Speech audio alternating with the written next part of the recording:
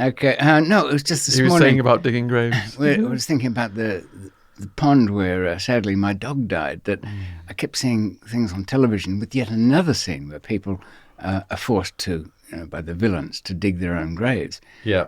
But the reality is that they make very poor grave diggers, especially under stress, and it wears them out. Now they don't get to that minimum 3.5 foot at least that they'll need, because animals and the wind blows it away. Before they're absolutely knackered. And I know of one where the guy said, look, you're going to kill me anyway, so do it now. And then he said, well, yeah, go on, shoot me in the foot, see how much digging I'll do after that, And he had a point, The whole killing had to be rethought. Gave him extra time anyway. But it's a massive job digging your own grave, and, you wouldn't do it willingly. Yeah, 2 Tonys. In my book, The Mafia Philosopher, 2 Tonys. He was doing 141 years. He'd whacked a few people, and he gives all of his methods of corpse disposal and whacking people. Because he had a problem. He was in Alaska, and he was also in Arizona. So you got the extremes of heat and extremes of cold. So in Alaska, they were hoping that the bears would eat the corpse, and they threw it in a river and stuff. And the corpse just didn't. It froze basically, so it was preserved. So the police ended up finding it. Yeah, climate makes a difference. Oh, a huge difference. But in Arizona, it will decompose fast because of the heat. But you got to bury it so deep, like you said, and sometimes they would put a dead dog on top of it. So if the cops brought out a cadaver dog. Right. They think that it was just a dead dog, and they'd stop, but there was actually a corpse buried below it. Well, that's thoughtful. Yes. I feel sorry for the dog. The informer probably had it coming, but that dog did nothing, really. Hopefully it was just roadkill. The people who seem to know what they're doing, from my experience, are those that keep an eye on chrome plating outfits. They have huge acid tanks, and most of it goes into solution within 18 hours. Wow. So you've got to wear gloves, of course. Wow. And Safety first. He was working for the Banana Crime Family, and they invested in funeral homes. Well, probably for good reason. Right, where are here we are again now. Part 4.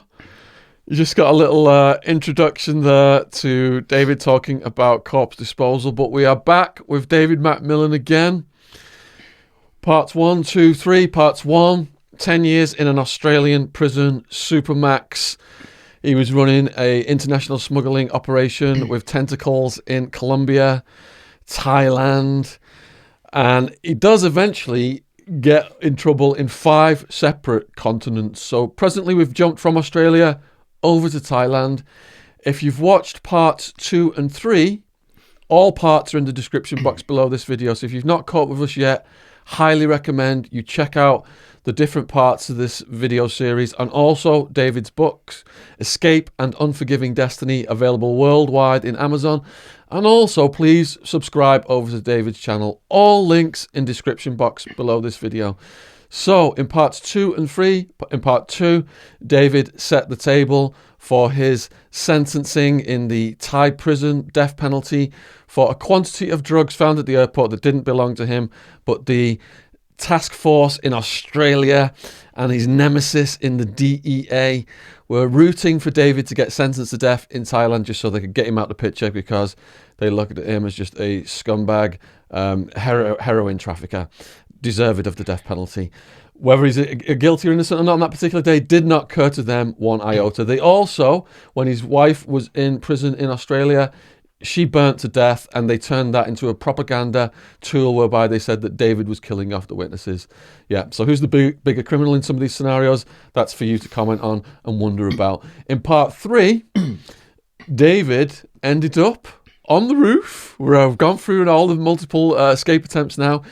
The Swede has helped him get out. He's left behind his height challenged butler, and didn't say midget. And no, I was waiting for that, but little Jet, he was all dressed to come out.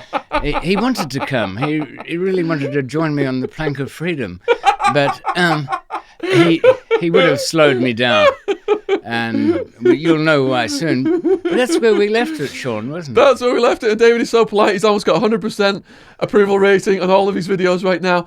But we want some trolls to come out of the woodwork, because all the videos that have gone viral so far, trolls have come into them first. It's like the harbinger of virality is for you trolls to get out. So please come out and launch attacks on myself. I love getting attacked on YouTube, and perhaps David would be amenable to that. Of course, think of all the terrible things that I'm just not willing to admit to. I mean, this stuff... Where are the trolls? I must offend somebody. I try hard enough. So I'll hand it over to you. Does anything you'd like to fill in there?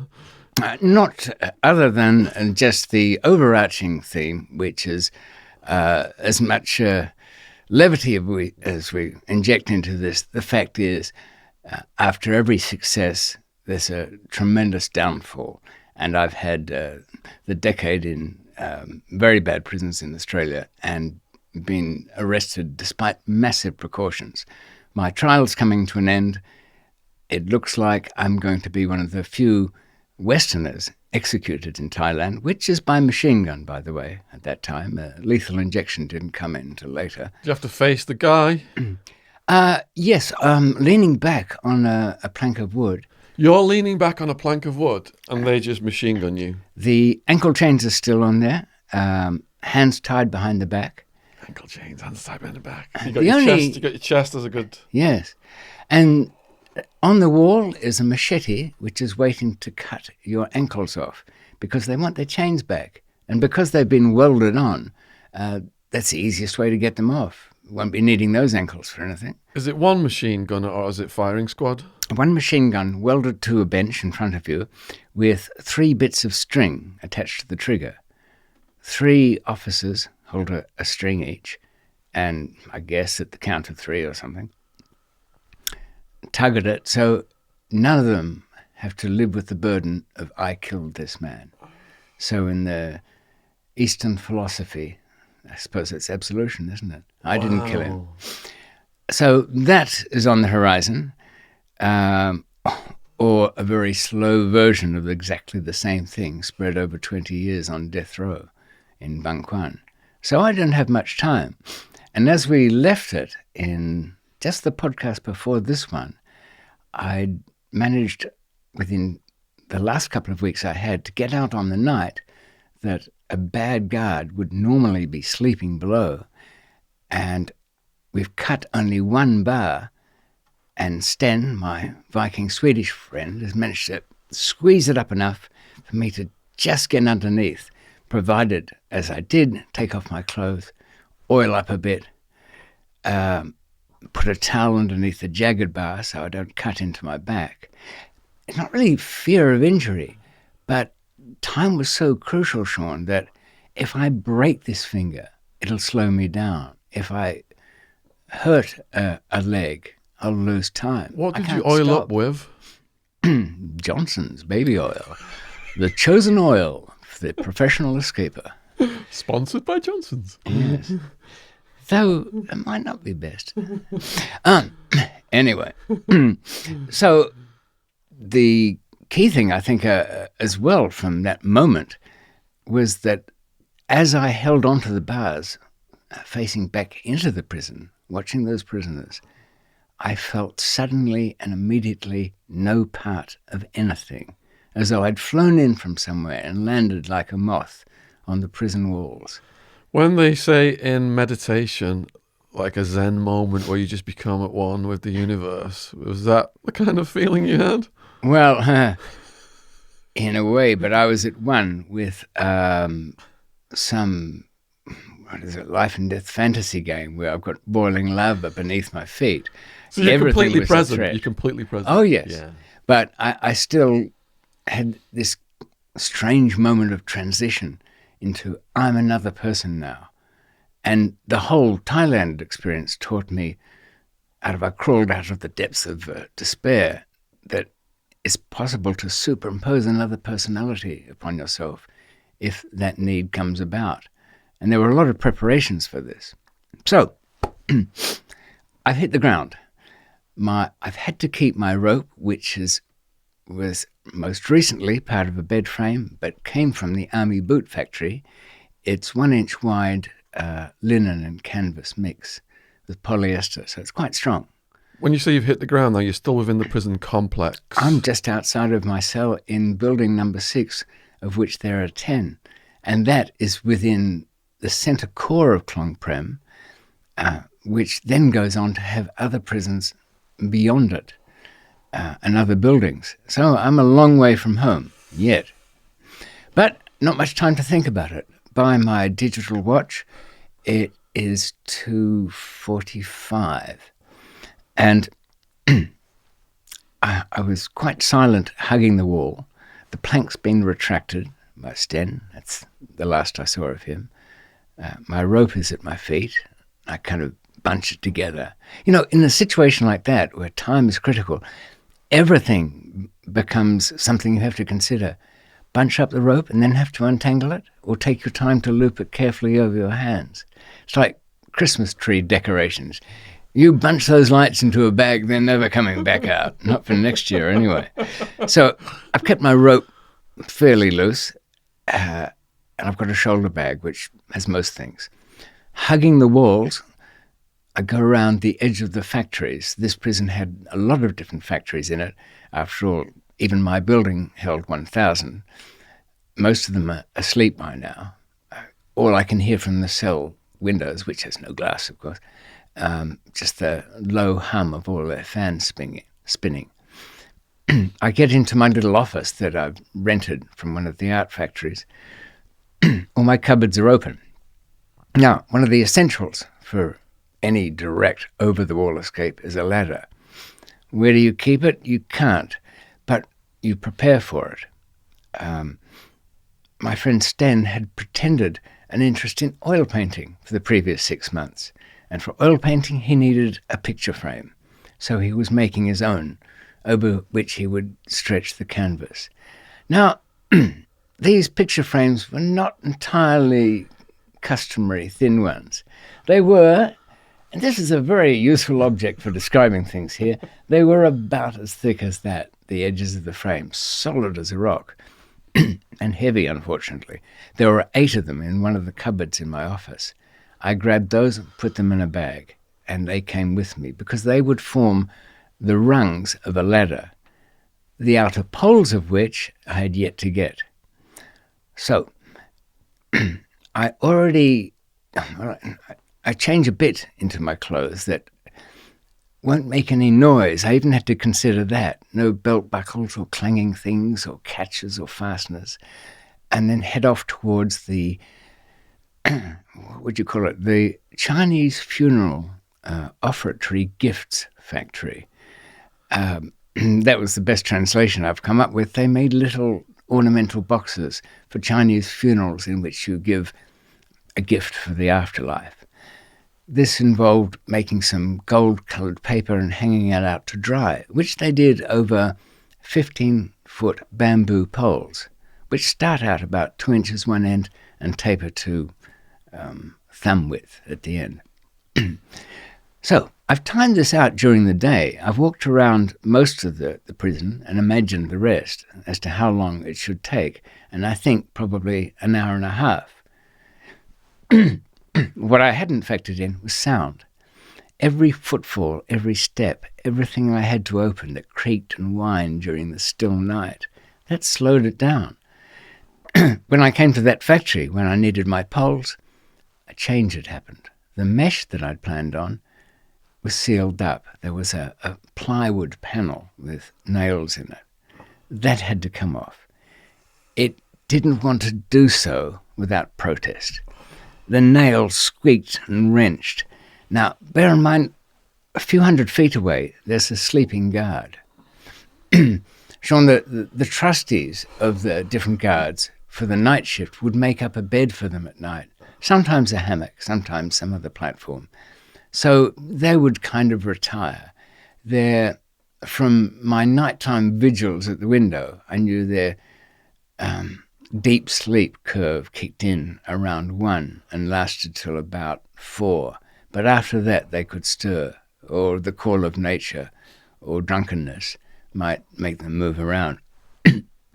But from this factory, I could see somebody. So I had to squeeze oil into the little nail areas, and with some pincer pliers that I had stolen, managed to get them out and bring this plywood thing squeaking out, enough to crawl inside the pole factory. But this is taking time. I'm not even looking at my watch now. I don't really, the stars will be my guide. I'm in that factory. I'm dehydrating. I take a swig of water. I've got 2 bottles of water, plus a change of clothes and a few other items.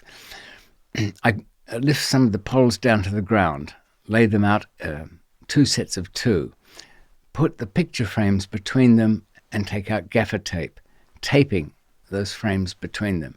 So the result is a quite long ladder with the rungs a few feet apart. Good. But I've got 2 of these because I'll need to join them together at the end of the wall, because the outer wall is so high. It's not just brick, but a different kind of brick on the top, then curved, then poles, then barbed wire, all of which is electrified. Oh, my God. My scientist friend, his real name's John Russell, I can say so now because he died. He was a member of the Anarchist Society. I didn't think anarchists believed in rules, so how did they have a society? Anyway, he was a nice guy and made good hooch and fine telescopes. He'd given me electricity meters so I could read the voltage, but I abandoned that. I thought, I've got to avoid it anyway, so what's the difference? I couldn't go back from that Chinese funeral factory the way I'd come, because my ladders were too long to get out of that gate. So I've had to break out of that factory by climbing its rear wall and dragging the ladders up with me, and then out through the top, lifting some tin up. I've learned very quickly, too, that I don't have time for the niceties of using my pincer pliers to extract nails and things. I've just got to lever stuff up and get through it somehow. And I'm willing to accept things poking into me and a certain amount of damage. No, I don't want a lot of blood spoiling my clothes. You can't look too battered if you're trying to check in on a flight, which was my dream for later on. But the back of that factory led into the auto repair shop. I went that direction because I could make a little more noise. It was so distant from anywhere else. So I've dragged one ladder through, dropped that down, hauled the other ladder up, poked that through, carried it down to the second one, taken both of those, and my bag over my shoulder and the 2 heavy ladders, and gone down to the end of that factory, out and under the gate. Climbing it would have been noisy and taken too long. Past the wash tank and the toilets, there is my first internal wall. That's got rolls of barbed wire on the top. Initial plan, use the ladder, go up the top, cut it open, climb through. Time against me. Can't do it. So, what to do? I taped the 2 ladders together as one, propped it over the wall. Little David's running up one side and allowing his weight to tilt the other one up. So that's suppressing the wire. It's just pushing down onto that coil of wire. I had a way of getting that wire out of the way because I had a 5th bamboo pole, onto which I had an S-hook. I kept that for years, that S-hook. I just knew it would be useful for something. And that was gaffer taped to the end of the pole, so I could hook the rolls of the bamboo, pull them down, anchor that bamboo pole to the inside of where I was, and then I had a clear wall to put my 2 ladders so they wouldn't tangle or get caught. But that was a one-off. I'm out of poles after I've done that one. But I get to the other side, I haul myself over. I'm in building 5, which is not too big. It's pretty good. I pick up my long ladder and head for where I think I'm going. Bear in mind, I'm not really sure. I know that if I keep going for long enough, I'll hit an outer wall. But I don't know how many inner walls I've got to go through. Now, at this point, I had to go past some factories where I knew one of the guards slept nearby. I put down, as part of a routine check, I put down this long ladder, had a look around. Nothing much doing, but wait a minute, no there wasn't. There was a guard in his flip-flops, beer belly hanging over his belt, scratching his dirty white vest, wandering about the place. Now, I had in my bag one other thing I haven't mentioned. When produced, this looked entirely like a 45 automatic with a big fat silencer on the end. And this was the key to it, a laser sight on the top. I kept it lowered at my side with the sight there and followed the guard, but he went to the water tank, splashed himself, and went back his other direction. So that was okay.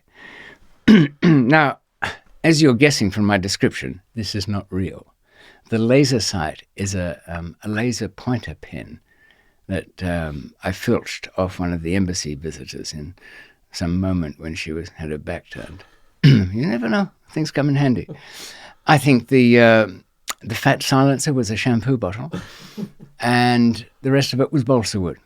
And anyway, if somebody's got a red dot pointed at them and something that looks like a silencer at the end of a gun, they don't go into the details of what the rest of it looks like in the night.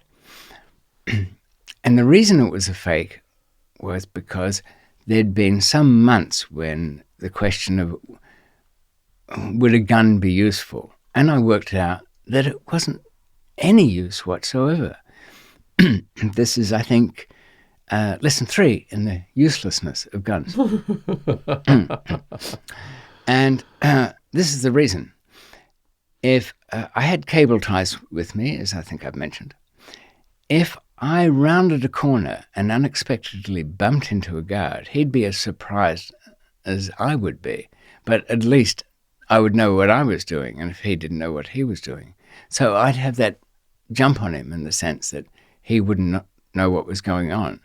So I could overpower him quite quickly by that element of surprise and then tape him up, use the cable ties.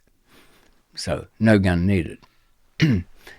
If I see one at a far enough distance, then I just retreat to the shadows. No gun needed again.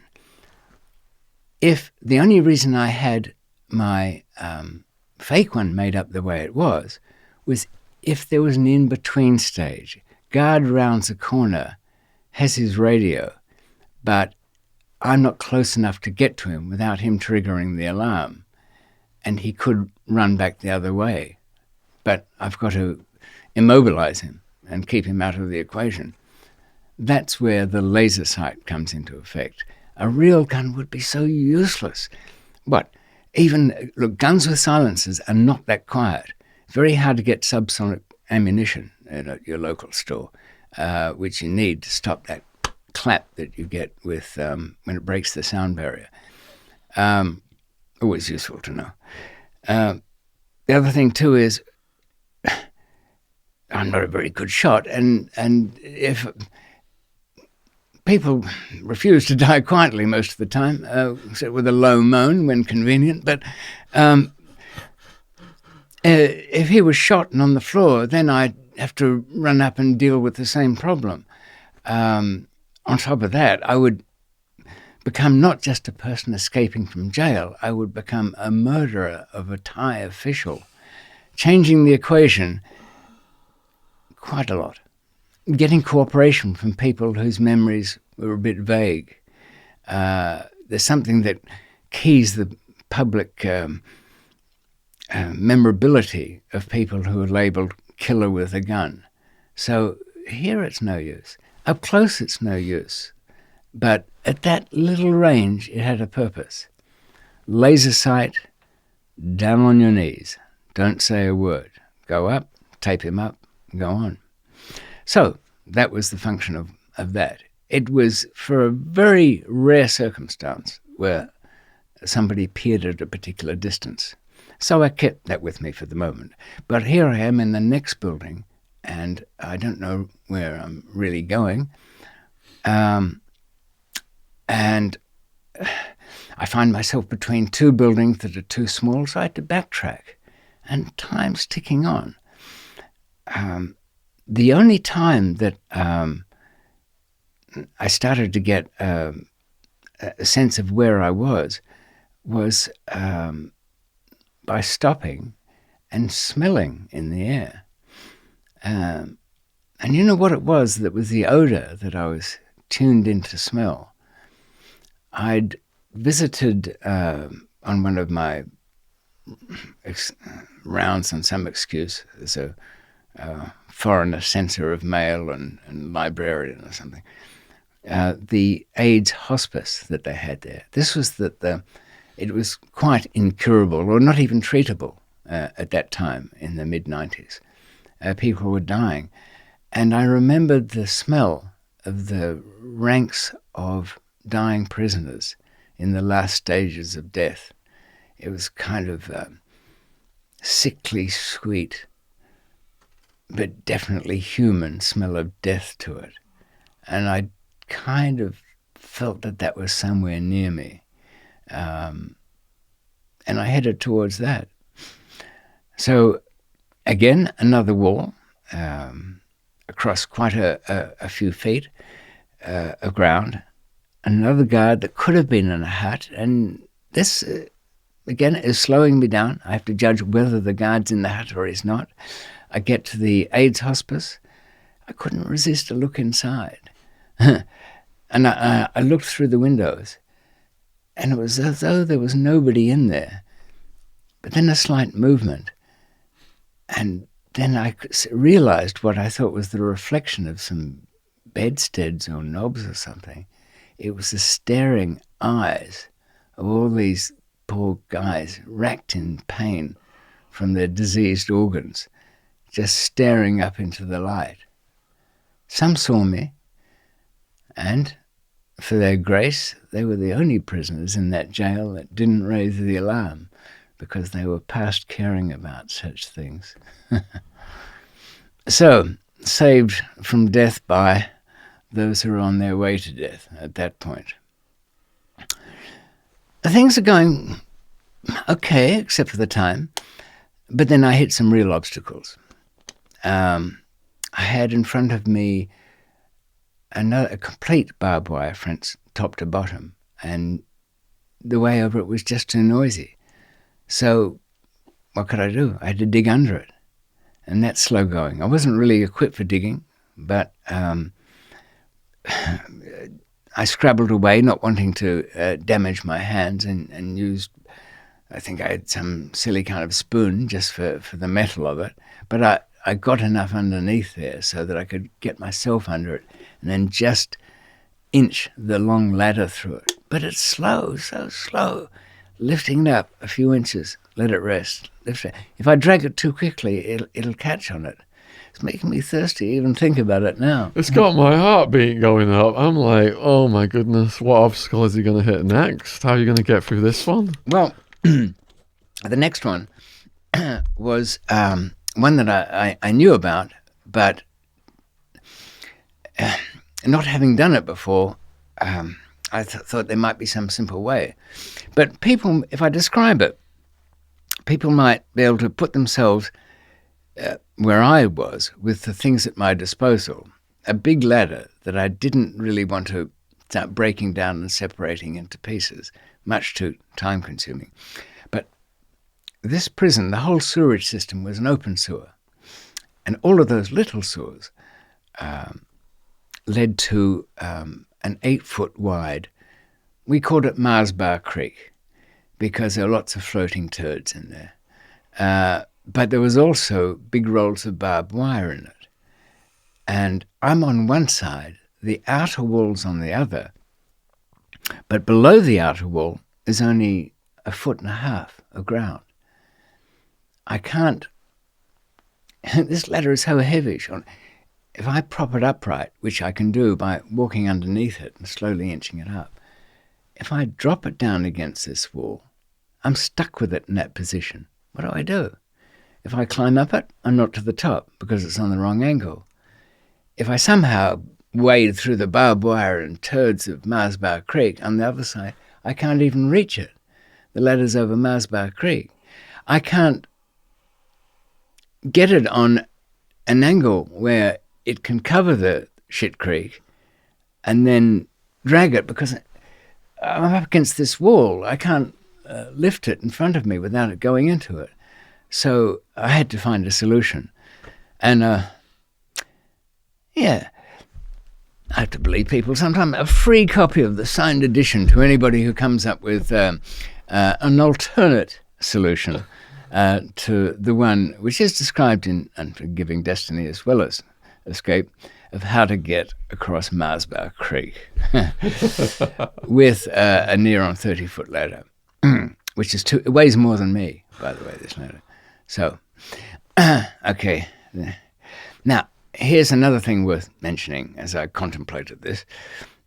If I'd have gone with anybody, if Sten had decided to come with me, we would have had the most... I mean, we argued about the amount of noise the oil was making as we hacksawed our way through these bars back in the cell. I knew that if you put oil on it, it's a little quieter, but the little tiny blades don't grip into the metal properly, so it slows down the cut rate. But I also knew he was a valiant helper.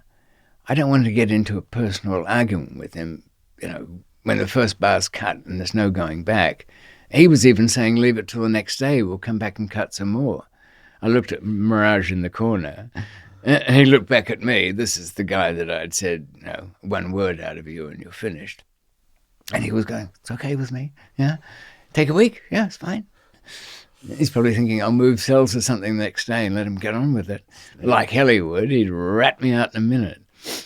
Poor guy was doing 19 years for as a people smuggler, but he didn't have boatloads of people. He was just giving phony documents. Anyway, I don't want to diverge into whether the country should be real or not, but I'm still stuck on the wrong side of Marsbar Creek. The solution to it, which luckily I didn't have anybody to argue with about, was to break off about 6 inches of the narrow point of my bamboo ladder. Lay the ladder in a gap over the barbed wire in the creek, but on a side angle. But remember, I can't haul it over there normally. So I walk across it to the wall. I've got one end of the ladder that side. I hammer the little bit of bamboo into the ground and then with rope and tape secure it to one end of that ladder. Then run back across the thing, attach rope to the other side of it so that then it can sort of be moved. But I've got to do it in a kind of peculiar way with the half of the bamboo pole that I spoke of earlier that I was using to pull down the walls. So I'm flat up against the wall, my ladder's on an angle. I've pushed it under the rope attached to the far side of it and start levering it up slowly. So it gets about 6 foot high up enough so that it kind of swings freely. But I've got to be slow and careful because I don't want it splattered and tangled in the barbed wire of Shit Creek. And the other end, it's allowing me to pivot this because the other end's also secured but into the ground with tape. I don't know where this idea came from, but it was there and it was working. So I ended up then with the whole ladder on the side of the wall. At this point, there's the most subtle glow in the air of dawn coming sometime. I sort of half looked at my watch and it said 5 something, so that's not good. And I still haven't got over the outer wall, and there's a 30-foot moat to swim across into what I always knew was the personal residences of the guards who worked in the place. Problem. But I still have to get over the thing. So to get this heavy ladder, which is now on my side, back up against the wall, I have to lift up one end of it and walk my way towards the other end of it, which is still anchored in the ground, pushing it up. So even though my weight isn't enough to lift it, it was enough to, because it's wedged in the ground, to tilt it up to that side. And that little platform I was on, that edge against the wall, was enough to rotate it around. And so I had it there. Looked up, and I was about 3.5 feet short of the top of the wall. It wasn't too bad. It seemed to be manageable. Okay, now you can imagine what I looked like by this time. You've been digging through the ground. I've gone sort of like a rabbit being chased by a fox under some barbed wire. I've been sweating. It's a hot night. I've been lugging these very long things. And they're tiring, but I remembered a bit of Michael's advice. He used to be a champion pole vaulter, was in the Commonwealth Games. He said, when you're running with a long pole, try and lope. Both ends swing and it sets up a rhythm. And if you match your rhythm to that, you can make good progress. Now, I don't know why I remembered how pole vaulters run around with their poles, but it was certainly the moment to remember that. But nonetheless, still exhausting, and there are towers either side of mine. The question was, did I put up my ladder right next to one tower, so I was more distant from the other one to see me? But would that be making a noise under the guard in that tower and coming up right next to him, which he would have had the advantage because, of course, whatever takes place between us then, he's got the option of just pushing my ladder away, hasn't he? And that's not going to end well. I would have cleared Mars Bar Creek, but been embedded in the other side. So, what would have you picked, by the way, Shaun, at that moment? What would I have picked? I don't think I would have even got to where you would have got. I would have been busted. It's like, I don't believe in God, but hearing all these details you're giving me, the improbability of this, it's like someone must have been looking after you. I think so. I mean, remember, I really didn't know where I was. Yeah. And before the age of Google Earth, nobody could even tell me. Yeah. Big, they'd say. I walked 500 feet and it was still more wall. From the bus coming back from court, it just never seemed to end. It's maze-like anyway. As it turns out, where I thought I wasn't. I wasn't on the back wall at all. I was on the side wall. But I didn't know that until I chose my moment, which is like now, because every moment to choose is now, when it's coming up to dawn. Looked at the state of myself. I couldn't use any of the water from Shit Creek. I drank out of the 2 1.5 litre bottles. One had been guzzled right through. Didn't need a pee, by the way. Evaporated, burnt up. Used a precious 2/3 of the remainder to clean myself up a bit, and took out my treasured khaki long pants.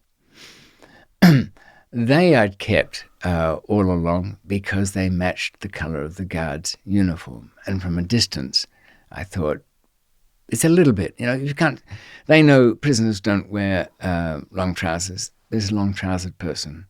And I've got a white face as well, even though I've tanned myself up as well as I could. So I've changed into clothes that I think, well, I'll have to put them back into the plastic bag, swim across the moat, and then deal with what I find over there.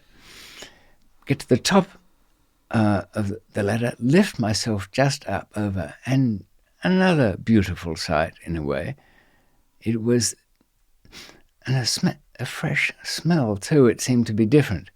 Luscious traffic fumes. Yes.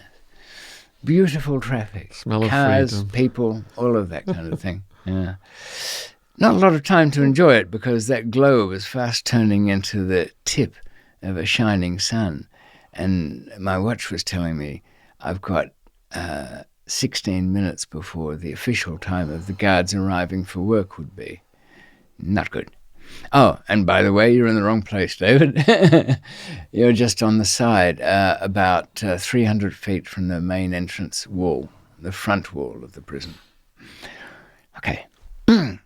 Oh, and there's an electric fence in front of me, barbed wire topped. We all concluded, John Russell did as well, that this would not have had a step-up transformer on it. Sure, a couple of people have been tingled and they lost their balance and fell off. But we figured it at 240. Not that you can't hold on to 240, but it's not sparky. If you've got a transformer on it that puts it up to low voltage, high amperage, then that's the thing that is really the shocking part of it. Cattle fences have the same thing. They're usually only on a few volts, but they're very high amps. Okay, so I get up to the top of that. There's a steel pole on the top of the wall, some insulators, some of them broken, the electric wire there. I've got some rubber padding mat, but I'm too short to flop it over the top. So, abandoned. And even though I put on fresh clothes, I'm starting to sweat into these. I know that can't be good. There's salt in your sweat. But I've had no choice. I had to get on the tip of the ladder, hold on to the metal pole that held the electric wires, and then lift myself up, keeping hugged in. I've been working out a bit, but just, not putting on weight, so I didn't weigh too much for this, and did manage to get to the top insulator and grip it from the bottom, and then just get my foot in under the first wire. But it is again slowing me down. But here I had no choice. I had to take it in slow motion moves. Every place I put my hand was where I intended to put it, where my foot went, so on. So I could lift myself up, not swinging, because you're bound to go into it, and put one leg over it. If they'd made it another foot higher, this wouldn't have worked. But I could just angle myself around, and I felt through these khaki pants as my sweat was building up. The electricity was fringing on surface static, and it was a little tickle. And I think I can understand how those of a nervous disposition would react to it. But I know, don't react to it. Get to the top, do my swivel, get my second leg over. Good, except I'm still high in the air and no ladder. How much of the army boot webbing have I got left? Almost enough. I tie it to the top of it. I think I know what I did. Yes, my hands were kind of... when you burn yourself from rope burns, it takes off those layers, and what's left is a kind of shiny subcutaneous layer, and that weeps a bit. I didn't want to add to that because I didn't want to be handing over a passport later with a dripping hand. Spoils the casual tourist effect. Purpose of visit? I was arm wrestling. I mean, I couldn't think of how that would go. So I used my entire little travel carry bag to hold on to this webbing, and then just slid to the ground on the other side, then looked before me at this 30 foot of inner moat. Looked at my watch, could hear the traffic of guards arriving for work, imagined the trustees coming to my cell door, doing their first initial count because they get let out early. Go straight through the front. Now, what was at the front of the prison was a whole cottage industry of shops where they had carvings and decorative bits of crap. They sold some of the things from within the prison bakery, all of that. So they're usually connected with the officers in some way. I've got to walk up through there without anybody recognizing me as a foreigner. It's got no purpose being here, or, of course, a prisoner. But I had one very fine stage prop to hand that I had thought in advance of such a situation, not quite walking through the front.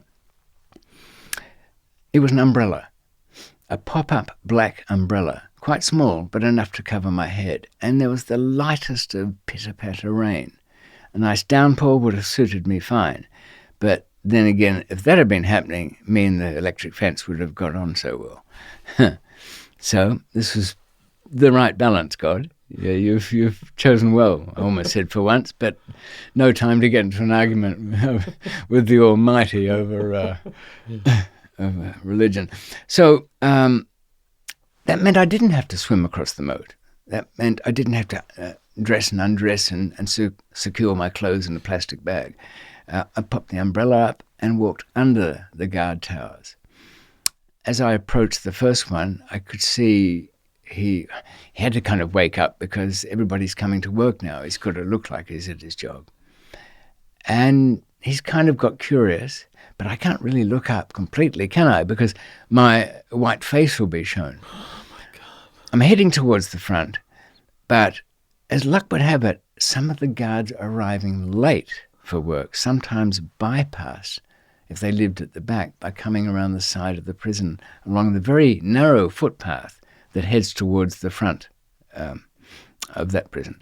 So I guess he looked down and saw khaki pants, somebody with an umbrella heading towards the front gate, and that assuaged any doubts he might have. After all, do prisoners carry umbrellas in case they get a bit wet? In case their hair is out of place or something like that? No, they generally don't. I think I saw a Bang for Broad episode where the prisoner escaped dressed as a woman. He was like on a beach with an umbrella walking along. But then a guard recognised him and he ended up back in. Yeah. Don't you find too in prison escape movies, oddly enough, the escape mechanics itself are always dealt with in 10 minutes or less. Whereas in real-world ones, they are nothing like that. The ones from the Supermax took Harry, the one that came over to try and get me. He was assessing whether I could be broken out from the courtroom. He was in the Supermax with me. That's where I'd met him in Australia, and he'd escaped from there, or tried to, almost made it. But he was cutting bolts through on sliding doors. His hands were bleeding. His hacksaws were breaking. He'd got into a kind of day room, and there was a fridge there that they had, fridge and freezer for prisoners. And he'd found somebody had orange in theirs, and he said, "I sucked that orange juice out, and it just was enough energy to keep going through the next bit of cutting." I'd helped Harry a bit in that. We had to trigger an alarm in the day room opposite so that they'd dismiss it as being faulty, not the one that he was going through. So a useful tip, everybody. If you haven't got many resources, but you need to time something to happen at a special time, you could do what I did back then, which was I froze 2 shoelaces in a block of ice in the prison's freezer, tied one end of it to the window, the other end to a laundry basket, which was teetering on the edge of falling off. We figured the ice would melt within about 3 hours at some point before he was going out, fall on the floor, trigger the motion sensor, which it did, and it sent them down. So wow, there you have it, a little alarm activator without the need for electricity, melting ice. All natural.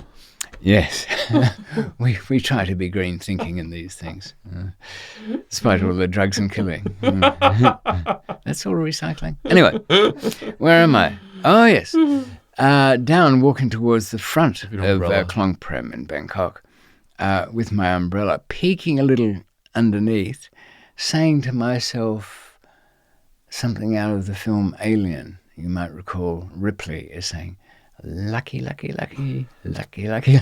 I kept saying those words like, okay, this is a long way to come to die now. But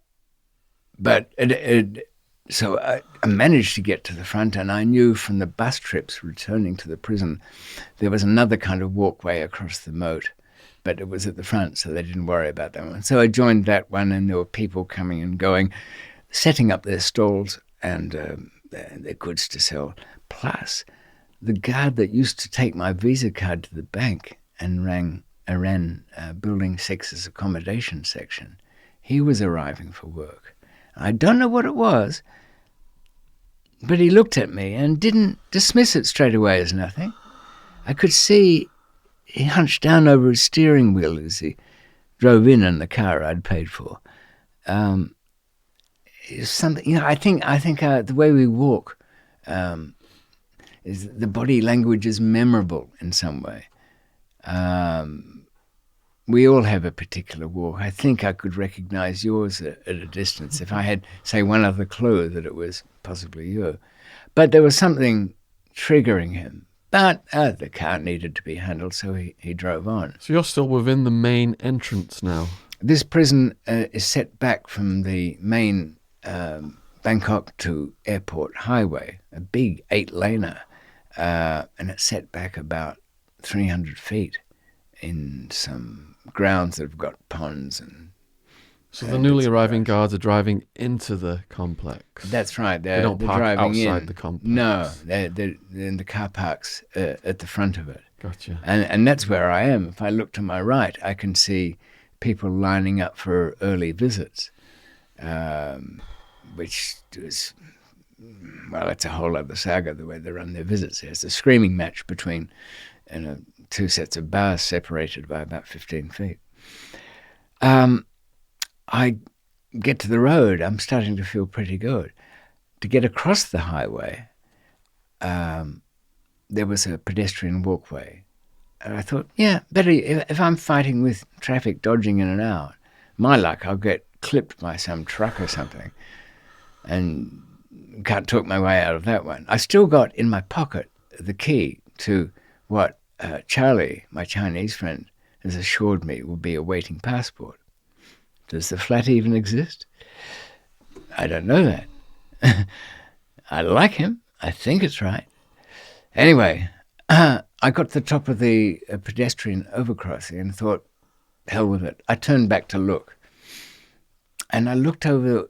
It was my first view from height of this huge prison after over 2 years.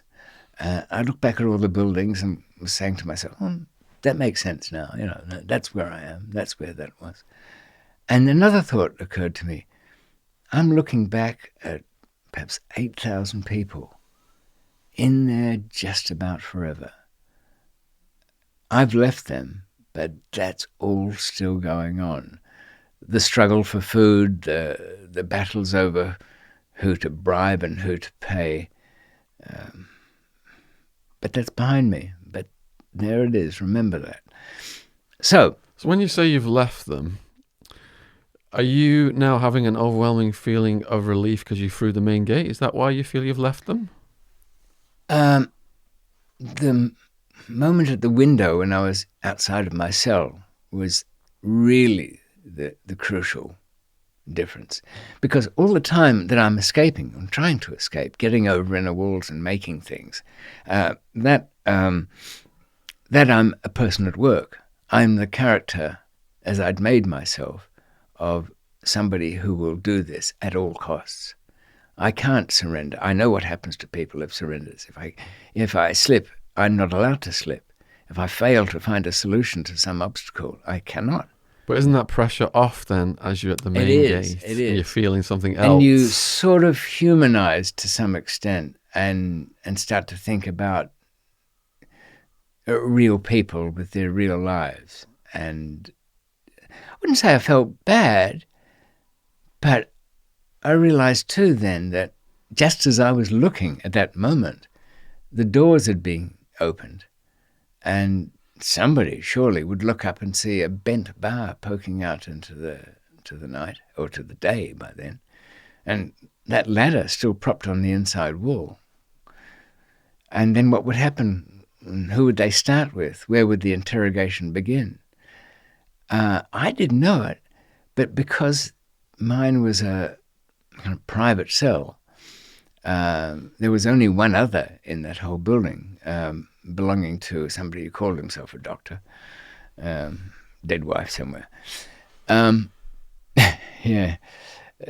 Anyway, he maintained that fiction in the place. He must have had a bit of money. He talked his illnesses up into having his own cell. But other than that, because I had my own, the guards just walked past in the morning. And the trustees didn't do a proper count. It was kind of like, no, that's Westlake's cell. That one's all right. I don't have to count that one. Maybe he's in the shower behind the screen. It's not a thing to think about. So they went on. And all the guys just went downstairs to begin their day, looking at each other, thinking, when's it going to happen? And it's about 6:35 now. I finished fooling around on top of the walkway and went back down to the other side of the road, and thought, well, off to the apartment, see what's really there. I got into one taxi, went to a nearby address just to kill that off, walked around, found another one, and then went to the apartment. Point being that I didn't want to get that apartment into trouble later on. If some taxi driver said, well, I took him there, then they, by elimination, break down who lived there and who might have been helpful. And it's very easy to get people into serious trouble anywhere, but particularly there. So the second taxi took me to that address, with which I was unfamiliar, but I found the right door number, and cracked open the key tag that contained the key. And remember, I put it in that tag in case I was caught trying to escape, and I didn't want to have to explain away that key, what it belonged to. There was actually somebody in the place. Charlie had thought it was so unlikely that this had ever happened. He'd let a guy who was working in Bangkok for a few weeks use the apartment. So I hit the chain and he let me in. Oh, hello.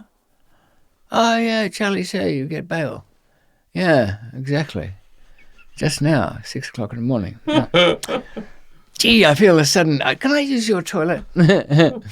On my way in there, I'm thinking, wait a minute, Charlie's letting somebody live here. But I really think that behind some mirror in the toilet is it, and Charlie been begging me not to make this escape. He said, your chances are so small.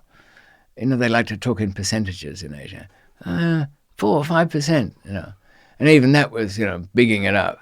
And he was around when some guys had their prison van hijacked on the way to court and broke out with armed motorcycle riders and took off. You know how they got that lot? When the van was stopped by the armed men and the back of the van, which was on its way to court, was opened, that guard stuck up and had his gun taken. The guys came out who were escaping. One of them changed his mind in that van. He went, and the other guys looked at him, went like that, your choice, and they left. But what did they leave? They left a human being with knowledge of their plans, stuck on a prison van. Yeah, they should have forced him along, shouldn't they? At least got him out of the way one way or another. So, yeah, of course, when that prison van got back to where it was going, the guards would have gone into the van and said, anybody know who else was involved in it? And a sea of fingers would have all pointed to this guy. And he was questioned robustly, and eventually gave the address. I mean, as if you'd stick to that, having left a weak point in that. But isn't this the part in all the movies where you're sitting at home or in an audience saying, don't do it, you idiot. You're leaving a clue, a weak point. And weak it was because the police handed it on to a commando unit of the Thai army who said, that's the address. How many of them? Oh, they got guns, have they? Huh. Well, bad luck for them. They went in, and apparently the locals made a killing in brass, scrap metal. There were that many spent shells lying around and bobbing down the stairs of the place. They just nothing left of the people who'd escaped. So Charlie knows this, and he's the one I've been trying to convince to leave this thing. So I've locked the toilet door, started to slide my hand up behind the thing. Nothing. So far. Then slid my hand up. Oh, no, that's just a nail. And a bit up. Wait a minute, that's something. So pulled it out, and there's an envelope. And a quick feel, impatient as I was by then, clock ticking, I knew it was a passport. But there's always something fresh. Don't you find whenever you find the solution to one thing, there's some fresh thing to worry about? Like, if you're doing a run or you've got a bit of business going on, you've solved that one, but a sea of other possible disasters appears, doesn't it? Yes, your mind focuses on what's possibly going to hinder you next. But my question is, as you're feeling up for this thing and you're thinking it's quite improbable, perhaps because you think you're not going to escape, and you do find it, what went off in your head when you found it? Besides looking at the future problems. My first thing was a kind of glowing love for Charlie. That whatever I find inside this envelope, he's tried to do something for me. He's had enough. I don't know what makes a person do something they think's a 1 in a million chance simply because you asked for it. And what do you think that was in this situation? I don't know. Perhaps he saw something in me that made him hold out hope that even however improbable it was or unlikely to succeed, that would be a useful thing to have. And if anyone could do it, you could do it, perhaps he was thinking. Maybe. Or possibly he was just thinking, he's asked me to do it, I'll get it. It might be needed at some point for something. I don't know. But the next question was, what the hell does this thing look like? I opened it up. It was a British passport. I can't really... McFarren? It had a Mc in it. Charles was the middle name, I forget. But that was not what I was looking for, the name. The photograph had been taken from my radio operator's license, which is a certificate you get when you pass a test for the technical side of it. And it had a little photo in it. But if you copy a small photo into another small photo, it gets a bit grainy. So that wasn't great. But it was in the right place. The stitching didn't look terrific, but I didn't have time to worry. It looked good enough to get me past the barriers. Now, I've told the guy who's still scratching his head in the morning, gotta go. See my lawyer. Oh, right. None of it makes any sense. Why did he come just to use the toilet? Anyway, he was sleepy, went back to bed. So I'm off, and I left and said, I won't need the key. Stupid thing to do that, wasn't it? Should have kept that key. Yeah, because he'd wonder where you were going in a hurry. It wasn't that. I mean, it was a door out of the rain. It was a place I knew. Potentially a sanctuary. Yeah. You know what I think was going through my mind? The key's out of its little safe place now. If I'm carrying it, it's still the same problem. Explain this key. You're putting it behind you. And I didn't want to have to explain that. Yeah. Or do something stupid. So anyway, be that as it may, I was in a hurry to get to the airport. Now, at the airport, of course, I don't have any a suitcase. I don't have any tickets. I have nothing. I've given all my money away to the guys back in there to protect themselves, the ones left in the cell. So I've got 2 ATM cards. When my friendly officer who got my cash for me for 10% from the ATMs, he'd always give me that card back. So I had that one. And I had another one as a kind of backup one. But that wasn't an awful lot. I mean, I could... neither of them, by the way, matched the name in the passport. so I can't use them for travel or to pay for tickets. I've got to get cash out of the machine. As I'm arriving at the airport, time-wise, back at the prison, the discovery's been made. Mirage has let it be known. It wasn't me, straight away. I done my... He didn't want to be questioned later on and say, well, why didn't you come to us straight away? I think, he said, oh, the big white one threatened to kill me, I don't know whether he did or not, but beside the point, it probably made things worse for Stan a little. So they don't believe it. They go look at the cell. Yeah, then look around and somebody reports in, oh, the workmen have left their ladder on the outside wall, on the inside part of the outside wall. And then it all falls together. The screws in there panic. Their livelihoods are under threat. Their commissions, their factories, their network, their little empire, their safety. So a bunch of them jump into a car and start heading for the airport. They didn't even tell the police. They didn't want anybody. They thought if we're really lucky, and he is going for the airport, then, and we get him back and nobody's the wiser. What we do to him once we've got him, that's another matter, but still. The Israelis. Yes. So clearly I've got to the airport before them, and it's a big airport, biggish. The old Don Muang airport, not like the new one. I'm not calling anybody by phone this time because, well, that got me in there in the first place. Not going to say goodbye to Tommy. No, not even to say anything. Well, not to a soul. I haven't got time anyway.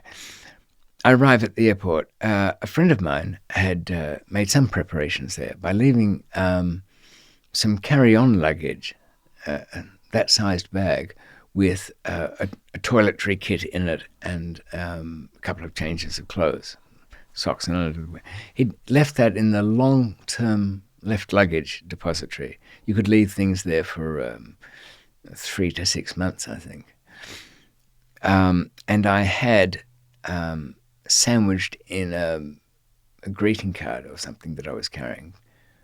Yes, it was. Perhaps it was a book. But anyway, it was sandwiched. It was the deposit slip to that thing. So, but before I did that, I need to get some money and trying to get out of Bangkok before the next things happen. I put one ATM card in thinking, all right, that'll be the ticket and the rest I'll take a second destination and refer to bank. The ATM machine rejected the card. The next one. Now, I've got almost nothing else. This has to work. I've keyed that one in, and it's live. It's paid. I've hit the max, $500. That spat that out. I've gone over and picked up my luggage, gone back, looked up at the big board, where can I go to? And you can imagine, what would be your priority in such a situation? My priority would be, oh my goodness, I would just be trying to get the hell out of there somehow before the guards arrived. But well, you're right. Timing. You want the first available flight that hasn't actually closed. Yeah. That might even be boarding, but they'll still sell tickets to. Okay. Because you've got to go to the ticket counter and get one, or sometimes with some check-ins, there's a ticket counter at the end of it, and they'll take a cash payment for that. Right. So you don't want anything where there's elaborate procedures. If it had been a Middle Eastern airline, that would have been a long haul, but I didn't have money for that. I didn't have money for a cheap flight. This was a one-way, worst-case kind of ticket buying. It's like you're at the last hurdle now. The only thing that was taking off within the next hour that I could afford was Singapore. Yeah. Disadvantage, they already have the death penalty for drugs and a cozy relationship with Thailand, in which I would have, if detected, I would have been brought back. Do you think going That's perhaps the guards would have assumed you wouldn't have gone though then because of those reasons. I think their automatic thought would be, okay, foreigner, English, Australian, go to some Western country. Yeah. That's it. There's a plan, surely. So they'll Tickets be at the British are Airways arranged, gate. Yeah, they'd be looking at all those flights, not Yeah. he's going to a country that would hand him back straight away. Yeah. And as almost at every point in this event, the escape, something that seemed a disadvantage, being by myself and not having to argue decisions, lots of other things, the things I had available to me. Again here, the limitation of not having the money turned out to be the wisest thing. If I'd have had all of the money available and then been able to go on a long-haul flight, because that would be the instinct, wouldn't it? Get out of Asia, get out of the danger zone. If I'd have got onto a flight that was going to be in the air for at least, 12 hours to get to Europe, when my friends back at the various embassies would have been told about it sometime in the morning and asked, had any of you people issued him with a passport? No. Where do you think he's going? Some smarty would have been sitting around at lunchtime saying, you know what we can do? If we get the passenger list for all the departing aircraft this morning from 9:30 onwards, or from the beginning, from 6 o'clock, and then we divide up the nationalities of those passengers and ask each of our embassy colleagues from those nationalities to run that passport number under lost or stolen passports. And if we get a match, that's our man and that's our flight. Were you not tempted to not go to the airport at all and to head for a border and cross as a tourist? What countries does Thailand border with? To the north, there's Laos and Cambodia and Vietnam on the other side. Would it be easy Burma to get lost in those other. countries? Yes, but in a way... It didn't work for Gary Glitter, did it? No. Didn't. I want to be in my game. Yeah, there were a lot of internet jokes with him around, wasn't it? I did think my solid friend Lee could hide me out somewhere, but I was past that point of trusting anything or leaving anything to anybody else's error.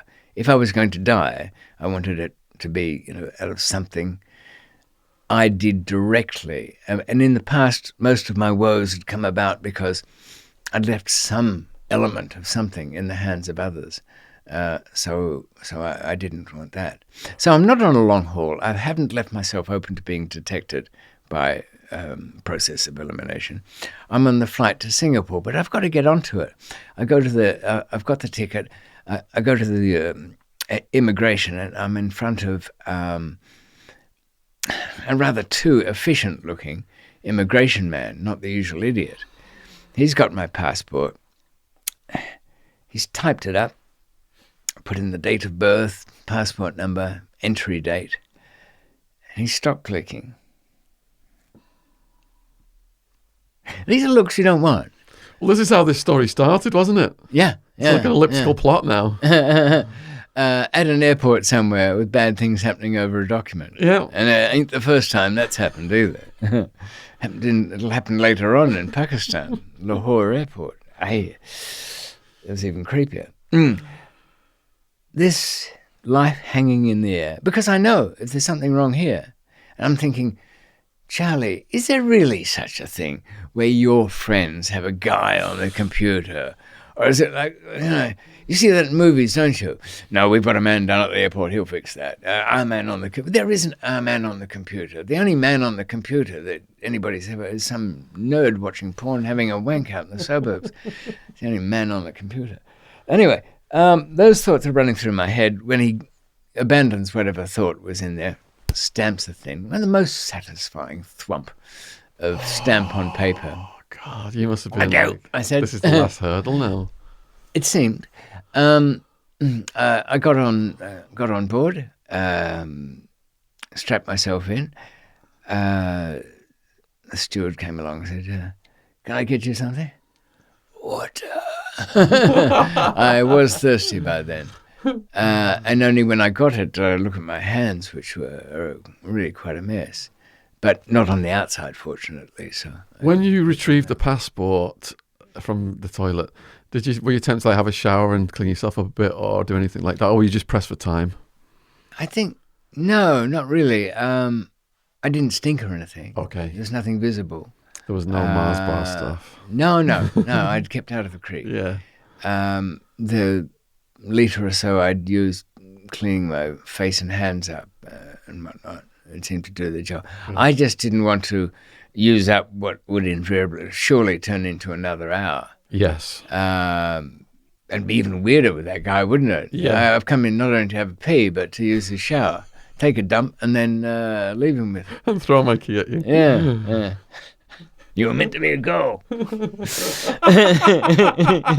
least the lady boy. Yeah. Or something close enough.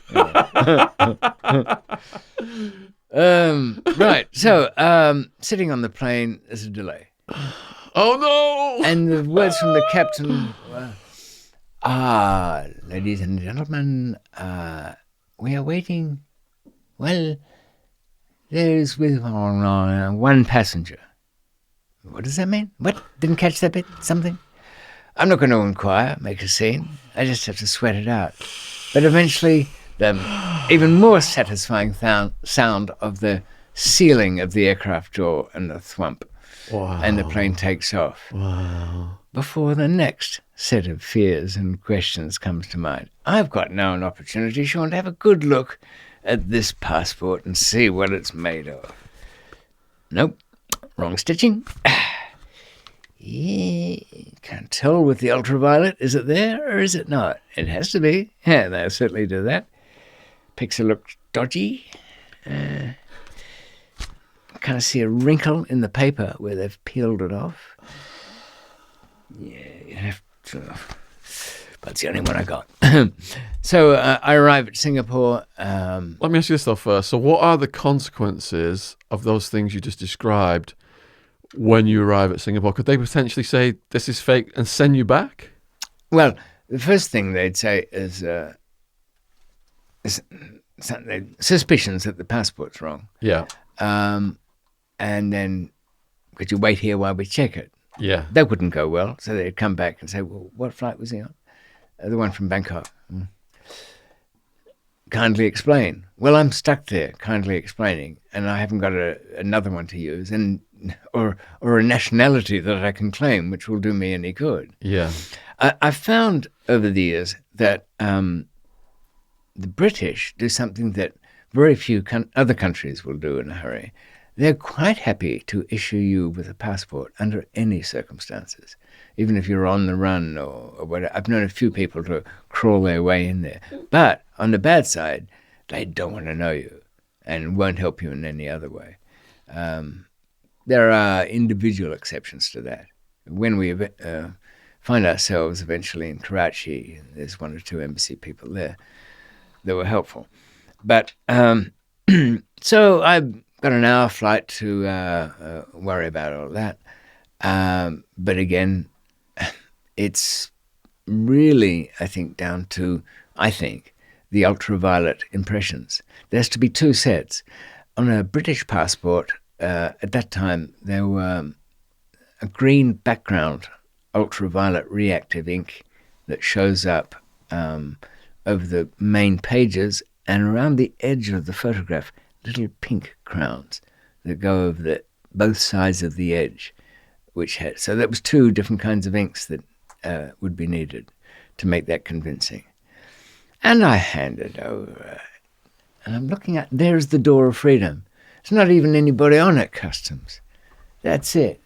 I can see it. Bright day, nice day. Guy looking. Why is he still looking at that?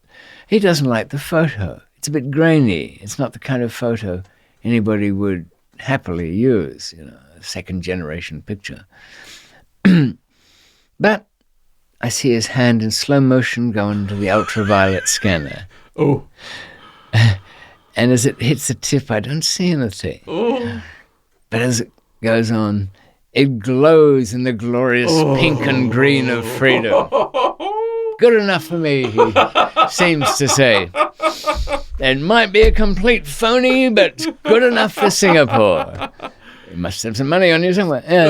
Welcome, welcome. You know, they've got the biggest value denomination note of any country in the world. They have a single note of 10,000 Singapore dollars. That must come in handy for drug deals. £5,000. Wow. I don't think you'd like to throw that across the counter at Starbucks. But, and it's kind of biggish looking. But it shows faith in the world economy, doesn't it? To have such a thing. Have you noticed people in this country very much against large denomination notes?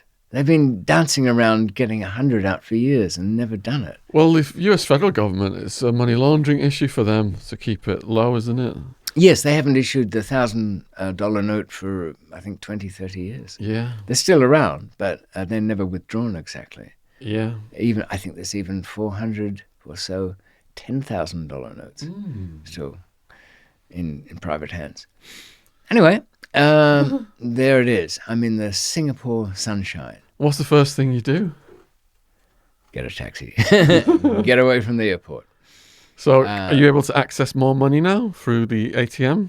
No. I'm trying to remember how I got around that. I did, actually, yes. But it seemed because I was in a different country that the dud one still didn't work, but the one that gave me 500 definitely gave me more money there. So where's that money coming from at this point? This money's coming from a friend of mine in Australia who's given it back to other friends and has come to me. Wow. You know, that one of the few who were left saying, oh, no, he'll figure something out. I'm sure he will. It wasn't that. I guess they just didn't want to.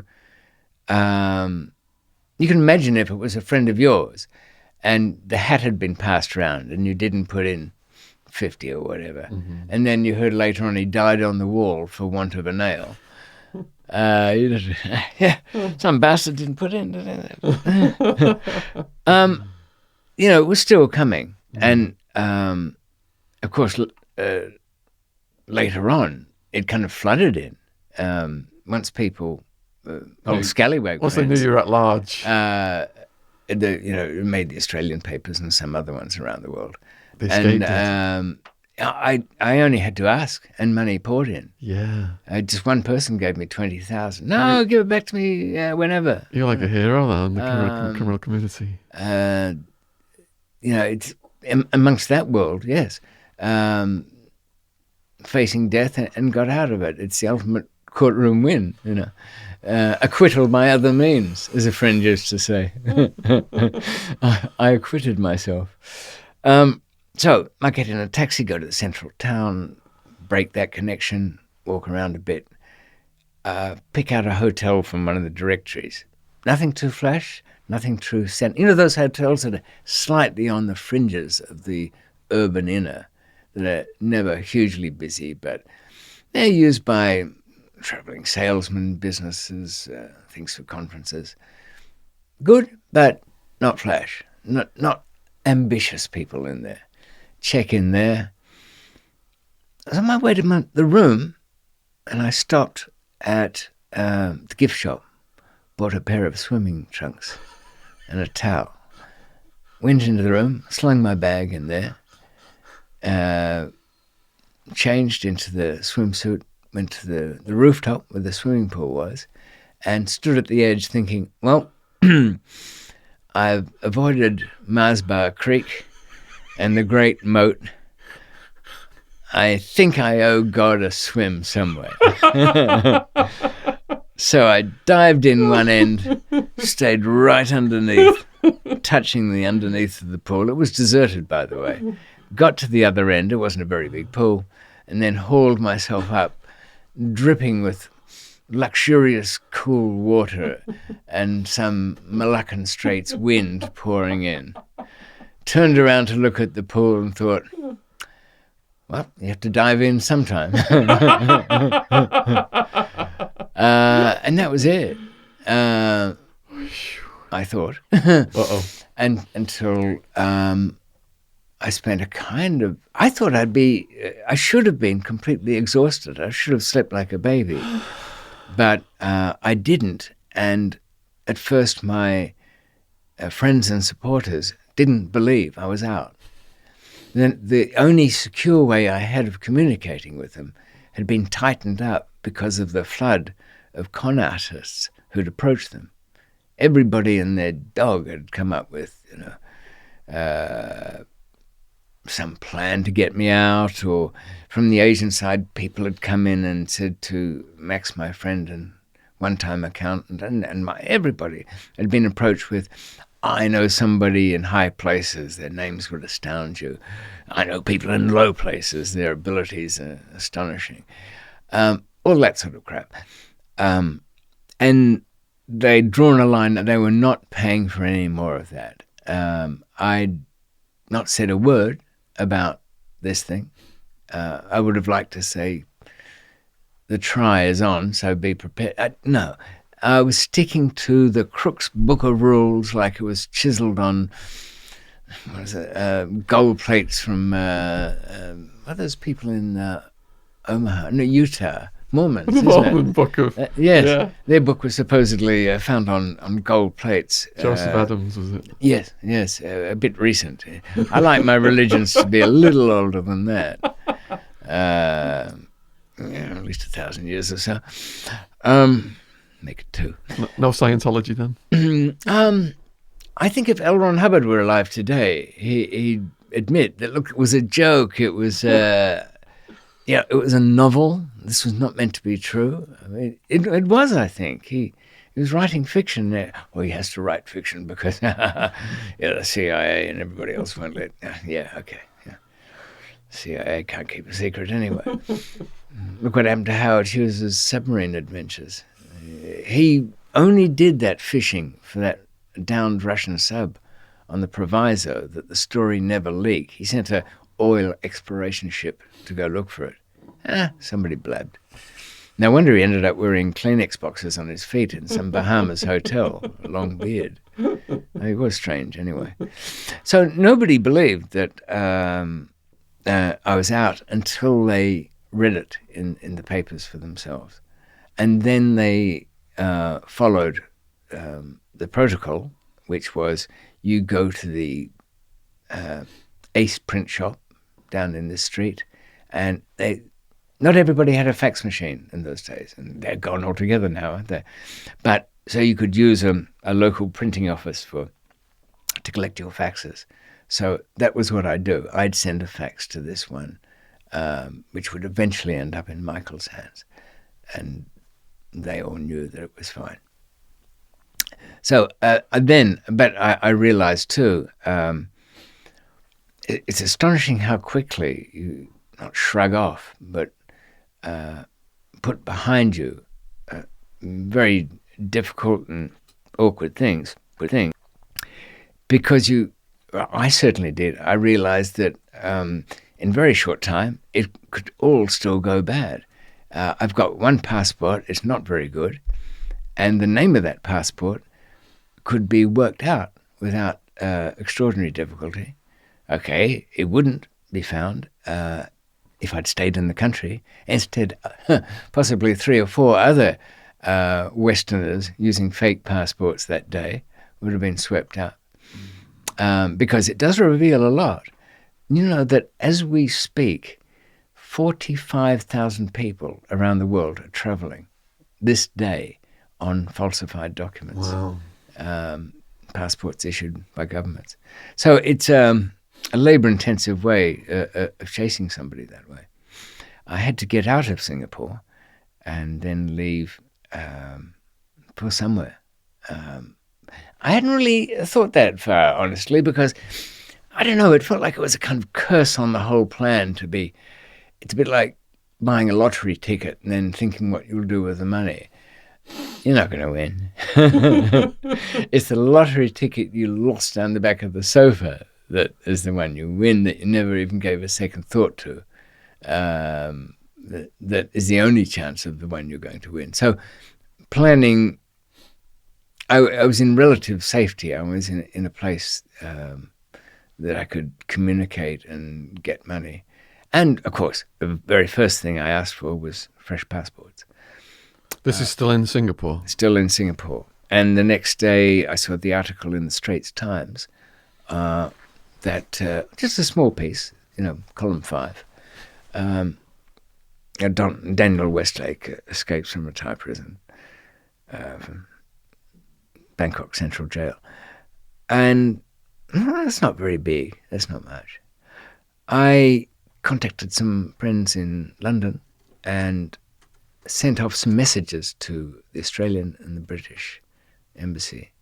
And that lawyer who was in Bangkok, the American who was the de facto bug listening device of the DEA, I knew anything I told him in confidence would go straight back to...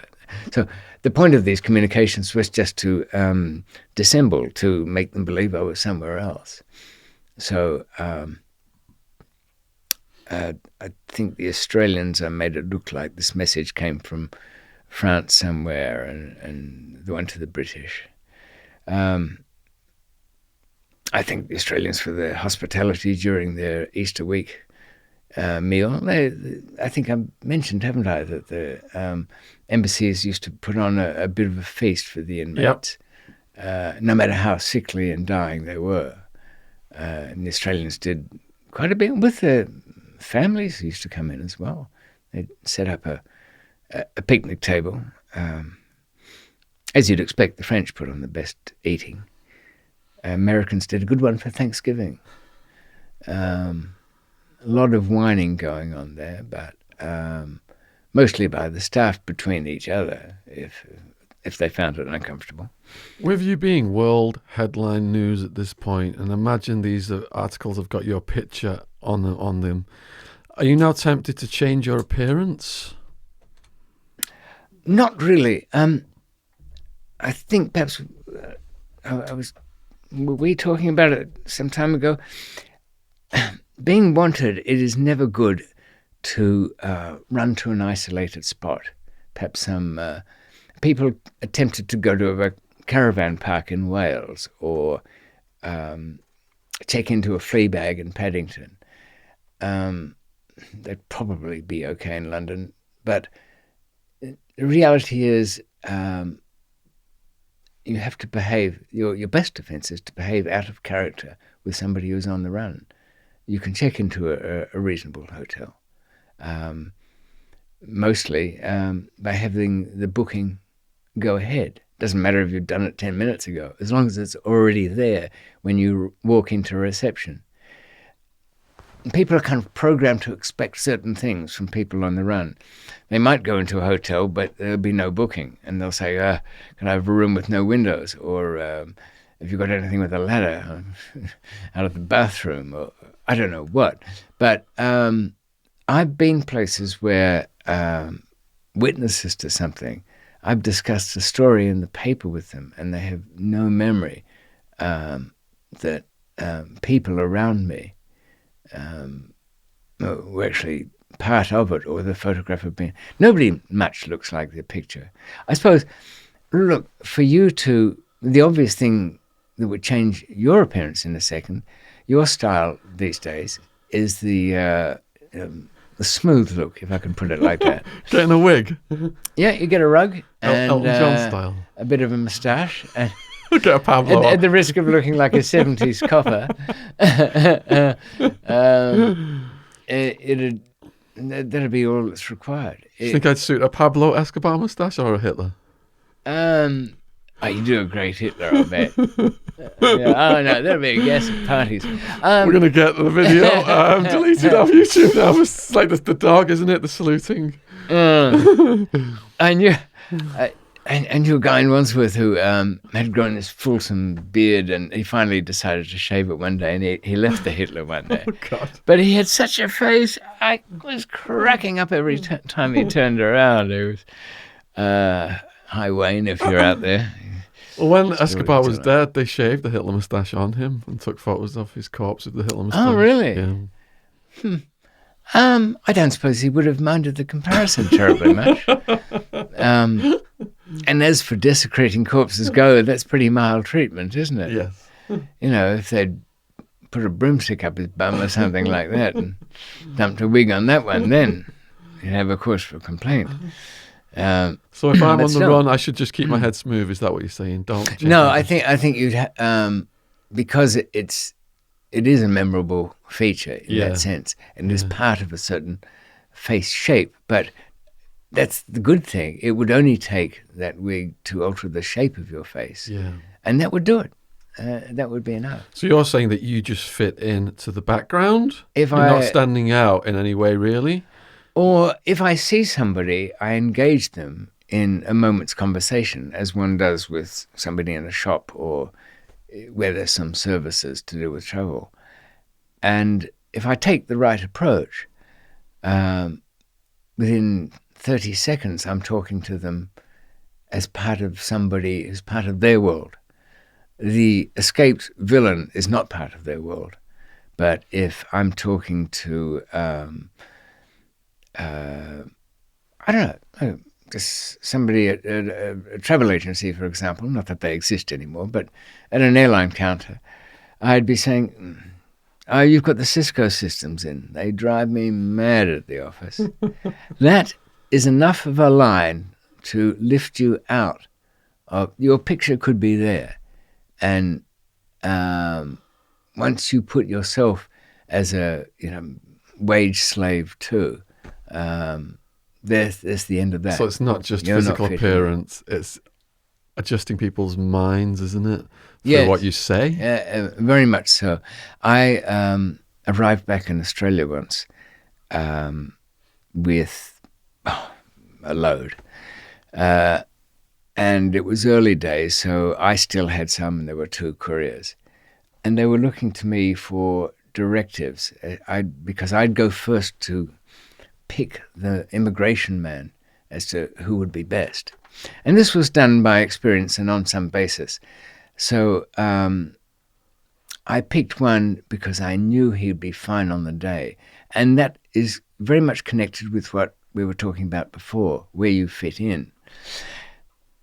In front of me, there were probably half a dozen minor-level politicians and upper-level bureaucrats. They weren't standing there in front of this guy having to wait their turn one by one, because this is a man who assesses your customs treatment. You give him your customs form. He sees where you've been and then dictates what sort of treatment you're going to get, searched or not. So this guy at immigration had the little runaround fixer for this group of hacks and politicians, force all these passports on him, run it through. No, don't look them up, just stamp them through. Be bullied into it. So that when I arrive, you know what my attitude is then. Mate, and to think we pay taxes for those bludgers. That was it. Yeah. Yeah, you got anything? Oh, fuck no, foreign do I? Bloody good to be home. Beer up. And that's it. I sailed through and I signalled the other guys to come through because I was on an Australian passport, so I adjusted my accent and manner.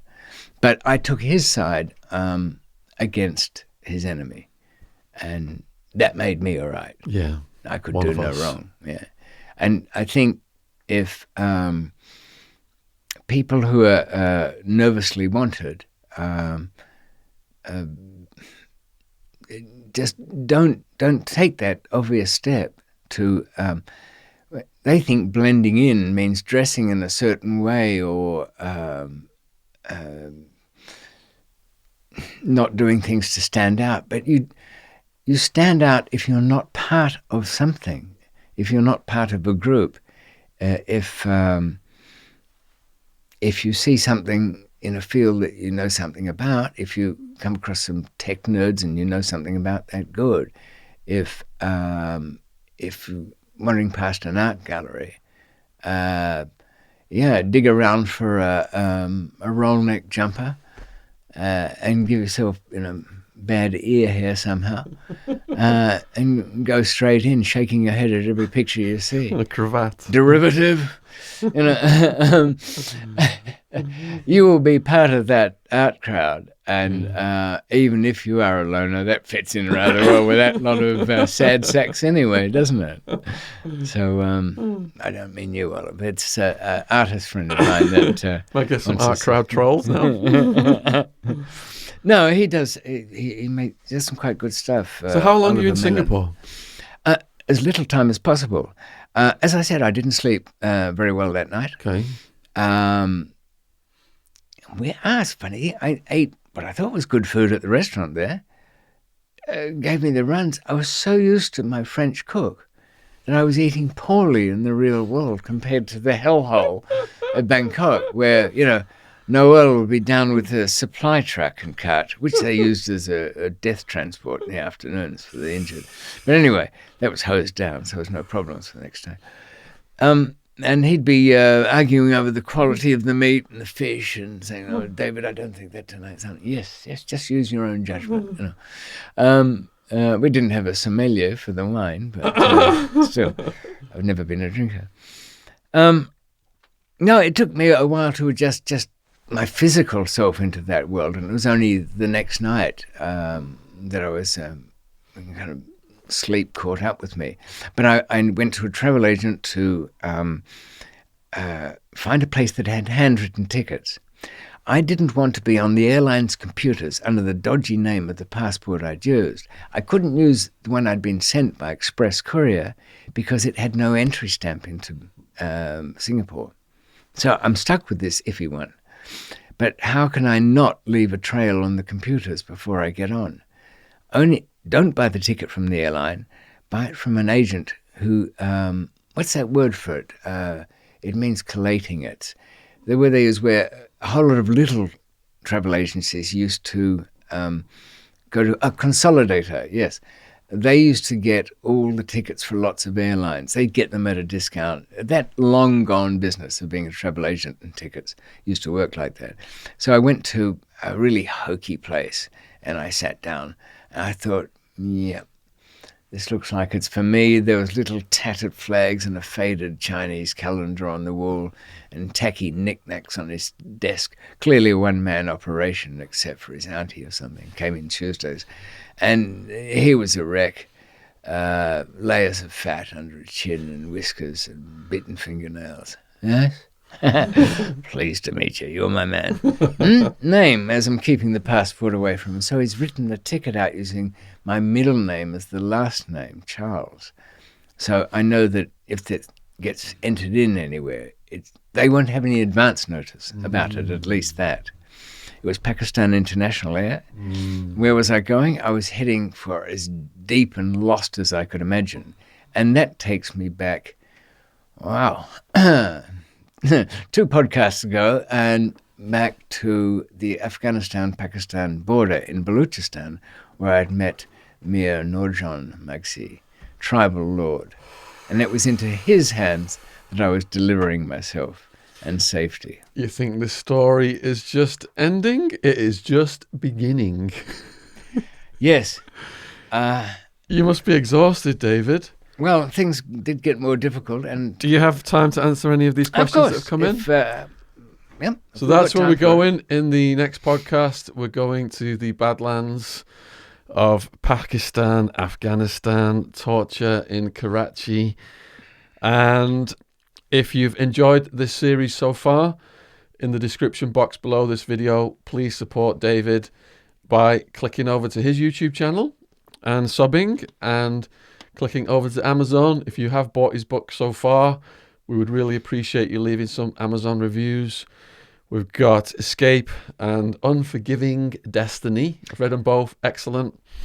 I might say that the new book, Unforgiving Destiny, does kind of cover everything. It's probably a better place to start than Escape, which is kind of narrowly focused in that way. If you want the broad picture. Yes. Yeah. And, somebody contacted me when you're looking at questions, asked for a signed copy. Yeah. So I directed him to my davidmcmillan.net site. Okay. There's a contact page. Good. So I'm quite happy to sign a copy and send it if somebody wants one.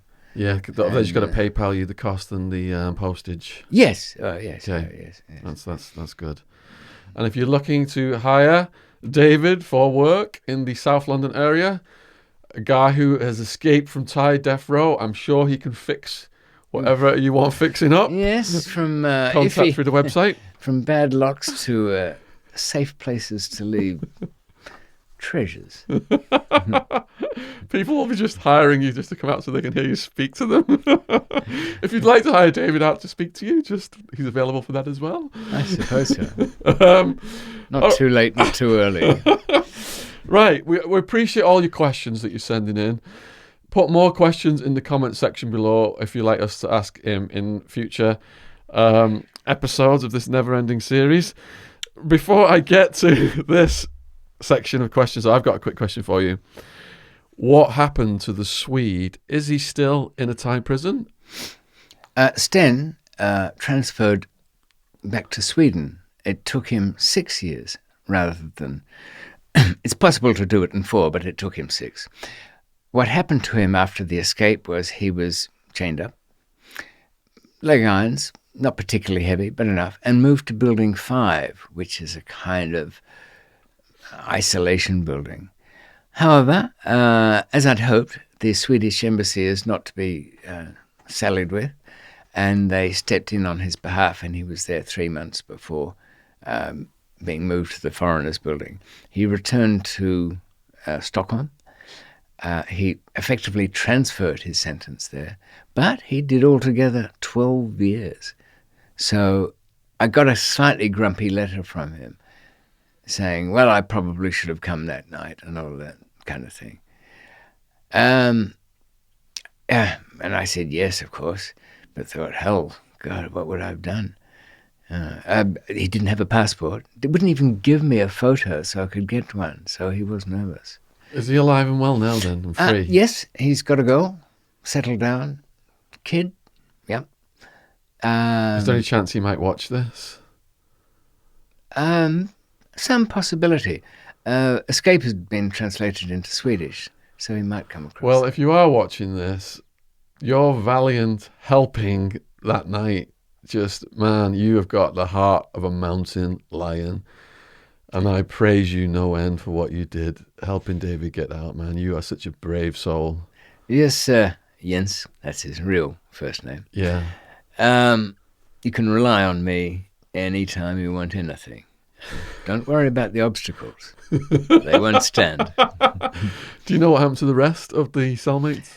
Yes, Calvin, the American, went... he woke up you can imagine, not long after he'd got to sleep that night. I was cutting my way out of the bars. Looked up. Fuck. Lit a cigarette. and did stand up. And I was a bit, I suppose, not rude to him, but I didn't need his help. He offered to help. He started steadying one of the tables or something. I appreciated that. His story is kind of a standalone adventure anyway, but I did think I mentioned that he'd come to Thailand because he was working in a rehab clinic as a nurse there. One of his wards or charges in there, was a guy who told him the story in his delirium of withdrawals that he'd hidden a kilo in the rooftop of a Bangkok hotel. So Kevin, barely nursing a quiet habit of his own, funny place to work, ends up being thrown out of the rehab place and just before Christmas heads over to Thailand to retrieve said kilo from rooftop. And let's see, out of the whole of Bangkok, would you need any help? Nope, you can stand on 2 chairs. But if you did need help, who would be the worst person to enlist? Let's see, somebody who could keep a secret and was honest. I know, I'll get a taxi driver. Hence prison. Anyway, he went back, got himself a couple of habits off and on, drifted around. I was in touch, sent him the odd 100 here and there. But I don't know. I'm going to check on what happened to Calvin and give you an update. What about your height disadvantage, Butler? Well, I even sent him visitors, girls that towered over him, despite this. He had an interest in the art. He used to duplicate people's baby pictures and things. So I was always sending over.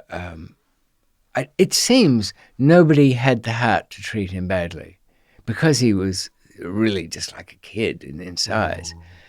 Even the most callous Thai guard couldn't give him more than a token slap. I mean, it seemed like, well, even the worst ones will pick on somebody, No, he was moved around, and I think he could have swum out of any chains that they might have put on him, or wouldn't have been able to move, one of the two. Walk around in circles. What was it, Mirage? Did he? Mirage, he served out most of that 19 years. Did he get any reduction for sounding the alarm? Well, he sounded it rather too late. So they didn't understand why he didn't start screaming in the middle of the night. Okay. And he did explain that he had pretty practical reasons, not wanting to have to view his entrails from the inside out. But they didn't accept that. So he was no friend of theirs. And eventually he retired to Bangladesh somewhere where I think he's dead. And there was the young prisoner who looked like a teenage girl. Any idea what happened there? He didn't serve long. The Chinese organized something or other to get him out. He was paroled out, and grew up and came out of the closet about the age of 21, I believe, doing some sort of modeling. Okay. Is that a polite word? Right, Lewis Spear. David, did you ever consider giving it all up and going straight? What motivated you to carry on? I think, imagine, is it Lewis, is it? Lewis Spear. Well, let's use the analogy of a spear at your back. If somebody's running with a spear at your back, do you contemplate stopping? I think not. And really, okay, I should have put up after the long stretch of being night and day surveillance and having my life trashed and forgiving everybody in my past. I didn't feel like it. Specifically when buying and selling drugs, this is from Jonathan, did you have any close encounters or near-death experiences? Not the kind of near-death experiences which people generally talk about, which is sort of sense of suffocating or some medical thing. But I think the inquirer is asking, did somebody threaten to kill me? Yeah. Many, many times. But I started to catalogue in my mind the way people did that, and it always seemed comic. And because I was giggling, it kind of either annoyed them or took the edge off it. Either way, it gave me some advantage. And because somebody stuck a gun in my face and I cracked up. And now what happens? Have you thought this out? Realize you're going to get covered in bits of brain here. And do I care? No, it'll be over for me in a second. That gun doesn't work, by the way. So for most of the time, I'd be worried about somebody tying me up. That'd be bad because they could play with you then, couldn't they? So you've got to avoid that. But where they've merely threatened you with death, somebody ran in once threatening to, someplace it was, David, I'm going to kill you. Yes, I said, do you want something to eat first? Because we've just cooked lunch. But no, this is serious. But then it's not, is it? Because the first social exchange of being threatened hasn't worked.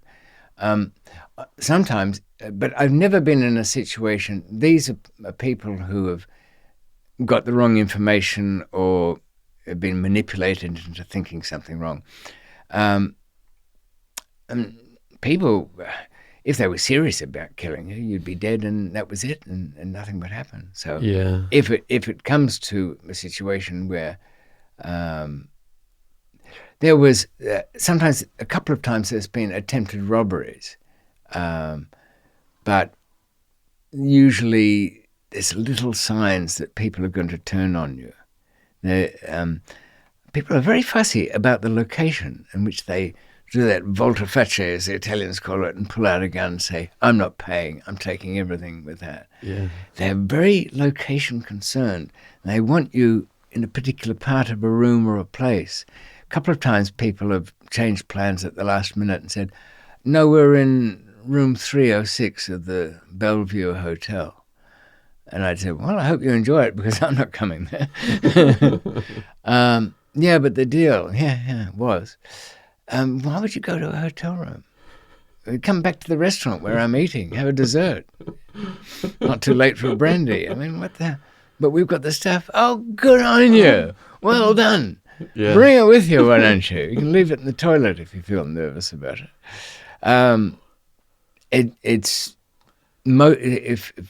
Look, you must have found yourself, Shaun, that the dodgier characters leave a message wide open, don't they? That they've got malintent, and you can kind of smell it or feel it. Yeah, I learned a few things over the years. To Tony's, he said back then they had a rule: never let anyone tie you up because, like you said, you're going to get taken off and tortured or something. I did. I was going to do a business transaction with this guy, Gangster Dan. The whole story's in my book, Party Time. Went to his apartment, and some gang member he brought out from Los Angeles just opened the front door and just came straight, pointed this shotgun straight in my face, and he's just screaming his head off at me. I didn't giggle or smile or anything. I was just like, fucking hell. But then the other guy comes, a messy thing, isn't it? Yeah. Then the other guy comes and grabs the gun off him. But yeah, so what I was told, what I learned was, if you are getting at gunpoint and the guy starts to pace, he's psyching himself up to kill you. Before they kill you, they often they pace. So that kind is your moment to decide praying. Something. Yeah, start believing in God. Dyer Reynolds.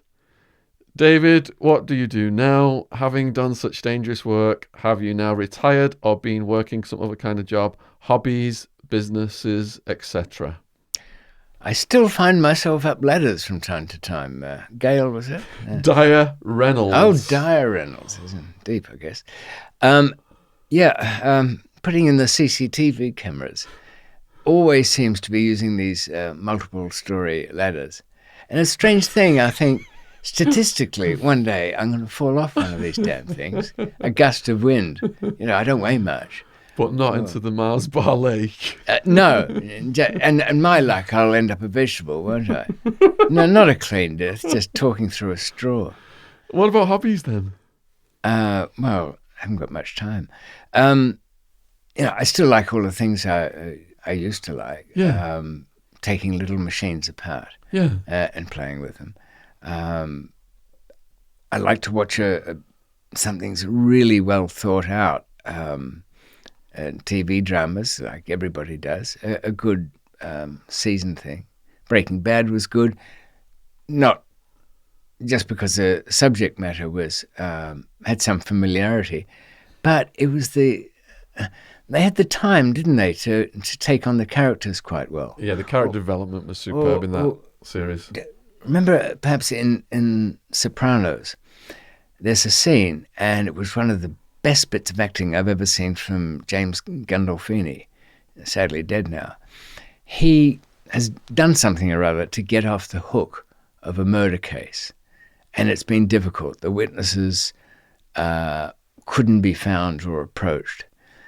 Now, his family don't know anything about the fact that he could be facing this murder case. He gets a call from one of his lieutenants who said, the guy who thought he saw something? Well, he realized he didn't see it at all. So that's that. Tony goes, right, but can't really say anything. He looks around his own house and goes into a kind of room where they keep the coats or something. It's got a little chair in there and closes that cubicle door and just enjoys his moment. It struck me that this is the loneliness of the long-distance criminal, where there's so much you can't tell people, and you very rarely, especially when you're deep in it, in that fictional world of Tony Soprano's, he couldn't start running around saying, look, I just got rid of a witness or something like that, or scared one off. And something that's well thought. I really enjoy watching the good acting and well planned out stories. What do you think about the juxtaposition of Walter White, the chemist, becoming this big bad crystal meth kingpin? It was good, of course. It was terrific in a way, and I quite liked the kid. But I thought, and that takes some writing skills to establish in episode 1 that he was brilliant and thought so. He went to a party with his former fellow students from university days, and they were all filthy rich tech heads. And he's so broke, he can only give them a packet of noodles or something. And the sort of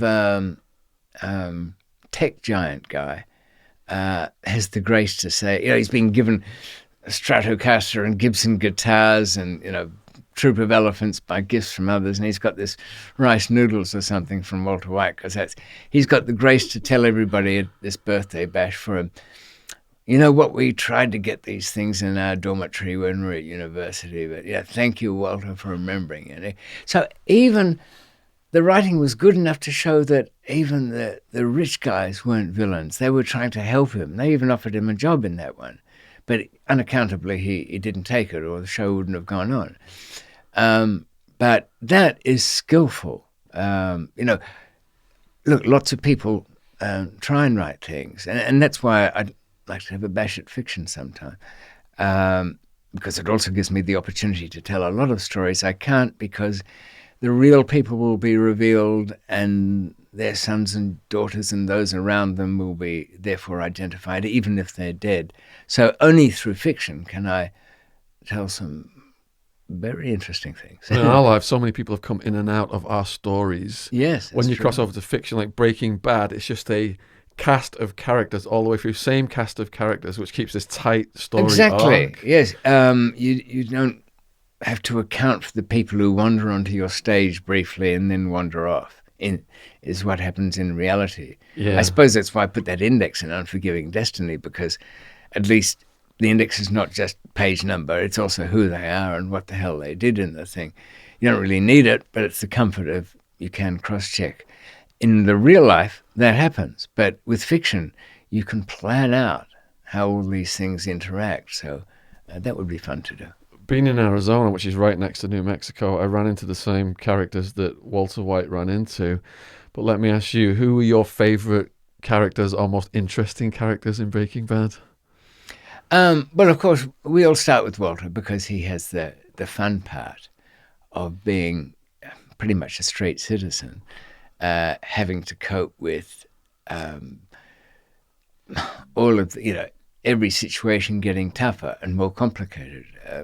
By one series, he's working in an underground laboratory made in some car wash for an absolutely ruthless mercenary boss. El Pollo, that guy, yeah. Yeah. Oh, by the way, when I first saw your stuff, I thought, New Mexican Mafia. They're Mexicans, but they're the new Mexican Mafia. No, wait a minute. No. New Mexico, the state. So that's what it was, of course. It's La M. It's a prison gang. There's the old Mexican Mafia born in Mexico. And then you got the new Mexican Mafia are people born in America who are called Chicanos. Ah, yes. Now, the Chicanos in the Arizona prison system have got a war with going against the Mexican nationals. So there's a distinction there between the old and the new. But then in Breaking Bad, you had the guys come in who were like the cartel hitmen. Those were they two brothers or twins or something? Yes. What did you think about them? They made for good characters. Yeah, didn't they? And it's familiar ground, so it's hard to pull off. I found the kid a little bit irritating at times because, but I think he pretty much, apart from a couple of collapses, stayed loyal. The cute-looking girlfriend he had was dispatched unnecessarily, I thought.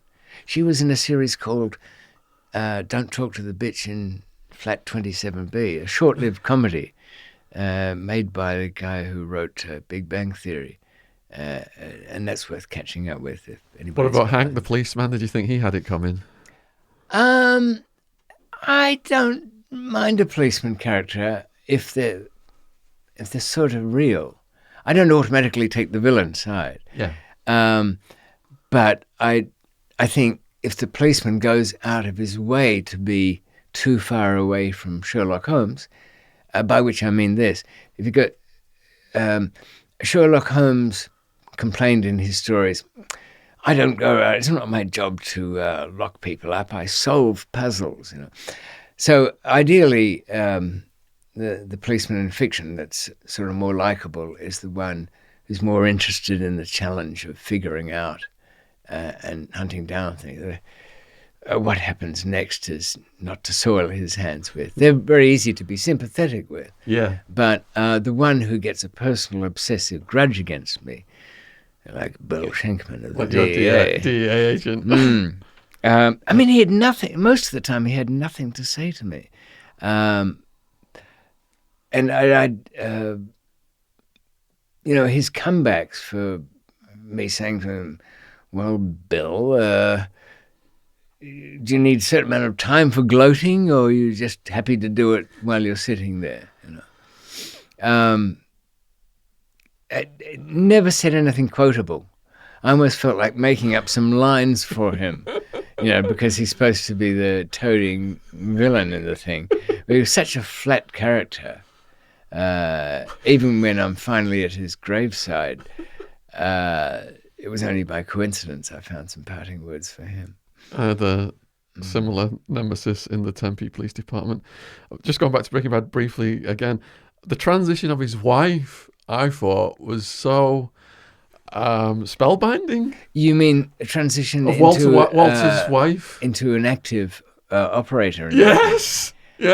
But shouldn't be too much of a surprise, and certainly worked well as a character. Yeah. And she had some good stuff to do. Have you watched any Ozark? Love it all. Oh, I think This is a story about an accountant who's laundering some money, and he finds himself ever deeper enmeshed in having to clean up 500 million in the beginning. The cartel whack his business partner, and he didn't know that his business partner was working for the cartel, and they're going to whack him and his entire family. So he says, "I'll work for you if you don't do that." Yeah. That's how it starts. And he ends up in the middle of the Ozarks, hillbilly territory, really, trapped between some fifth-generation local farmer heroin growers, opium growers, and the people that he's got to launder this money from, and independents all in between. And a very interesting character there is the girl, isn't she? Yes. She's a kind of hillbilly daughter who has to step up to the plate and manage a wild card father and a useless brother whom she wants to protect anyway. It's good. There's 2 seasons. I believe that it's been set up for a third by the look of it. I'm obsessed with her character, definitely. If you try in Ozark and season 1 and you think, all right, I can't get through season 1, believe me, season 2 is almost at the Breaking Bad level. Get through season 1, get onto number 2, and you will be hooked. Yes, it is good. I think it is now at its most dangerous point, series-wise, of running out of steam. Right. What do you do with him? At the end of series 2, the plan was to disappear, I think, for Australia or somewhere, and leave them to their own problems. And again, I think it's the wife, isn't it? She muscles up. When she does toughen up, she does it all wrong in the beginning, but she sort of gets it right towards the end. Yeah. And even the teenage son is learning how to launder money in a And shoot quick guns. way. Yeah. So the danger now is that unless the series devises some way of delivering the unexpected, it could go terribly wrong. I wouldn't like to be in the writer's shoes there, trying to think. If they of had something. any sense, they would consult us, David. I think we could do some part-time work there. Feel free to get in touch. Right, next question. Joe Schofield. Ask him if he has any regrets. The thing about regrets is your solution to them in the magic world is to eliminate the thing ever happening, the thing you regret. But what do you lose with that? You lose the whatever wisdom you might have scraped from it. You lose the experience. You lose the good and the bad that came with it. So, of course, I would regret. I regret getting my first wife killed. I regret rather small things. Not taking care of somebody that I was too busy and neglected, but I can't bring myself to regret anything where I've learnt something I never could before. Good answer. Jolly Fresh. I think this is a very young person. The spelling's a bit wonky, but I'll try and get through it. Has he ever wondered if he is paranoid schizophrenic from all of the drugs he has took when he thought cops were under the bed? Does this ring a bell? Cops under the bed? I think I might have said at some stage that during some period in a Bangkok hotel, I felt that I became very nervous. But no, I think, as you say, it's a kind of young person. It's too easy, I think, to apply technical psychiatric words to feelings which really amount to just fear or confusion. Do you have paranoia now, ever? No, I mean, the sense that somebody's following me or Like they're out to get you, the plotting police or anything are still out to get you. No, I'm old enough to know that the world's too clumsy for that. People like to sleep, eat, and grope after whoever they like to grope after. Pretty much everything else is mishandled. Tom Atkinson. How did David decide that it was time to change his life career, and how does he get his kicks now? His amazing highs and lows would have broke most people. How does he stay so chipper? Well, what's the alternative to walk around miserable? I think that comes with our genes. People are either fundamentally happy or not. Besides, I leave it to the dream state and the subconscious to get on with it, whatever's happened in the past. And there was part of that question was, at what stage did I decide? Well, I'm 63 now. I simply realized that I couldn't afford the time to do anything that would eat up 5 years here or 10 years there. I just haven't got it. And there's some things I want to do. I found a couple of things I want to write, and I found out something extraordinary through all this, but that's for another time. Excellent. Brian has asked, how many years was the organisation up and running successfully before the final arrest? During the peak years, what kind of dollars were being made? Sounds like a kind of accountant's question, but a good, fair enough one. Okay, there were two periods, really. There was the Australian high period from 1979 to 81, short but hugely profitable, in which some $10 or $12 million moved around. It rewarded a lot of people, and then that crashed. Then there was the more independent days, small scale, but much more controlled operations post India, Pakistan in the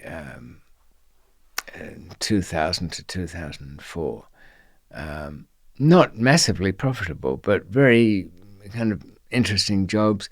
At some stage, I might have an opportunity to talk about Scandinavia and what goes on there. Christiania, which is the Christiania. You've probably heard of it. It's an enclave within Copenhagen, which decided to be a free state of its own.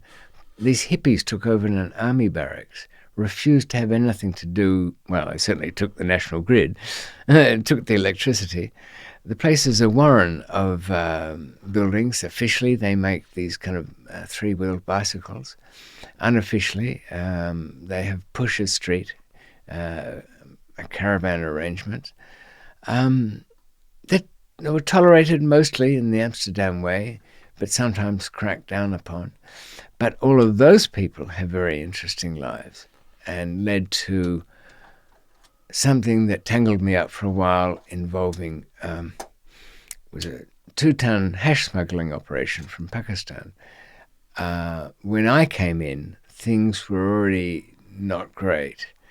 And what really messed it up was the boat that was doing the shipping from Karachi through Dubai and on to Europe was provided by the Russian mob and some Lithuanians who'd been using it for smuggling cigarettes around the Baltic. And so it was being tracked for other reasons. All of these people mixed together in a big pot, and I walk into it. But that's for another time. That's episode 19. Okay. Greg Bell. I noticed that dodgy Lord guy, I think he's on about Lord Moynihan, yes. who grassed on you, grassed as in snitch, is the same guy who Howard Marks did business with, and he informed on Howard as well. Indeed. Did you have dealings with Howard, and what did you think of him and his books? R.I.P. Mr. Nice. Yes.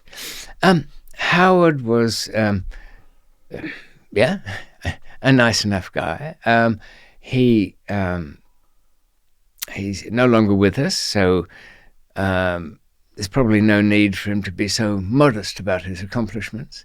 He was a great promoter of marijuana, its legalization, and its sale at reasonable prices.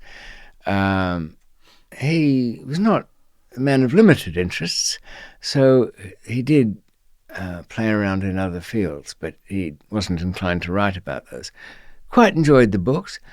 Only thing I didn't really like Howard was a bit of a grand self-promoter with a pretty large ego, and he needlessly named a few people in those books without any purpose that I could see, other than to, what do they call it? Name check a well-known person as being involved in the scene.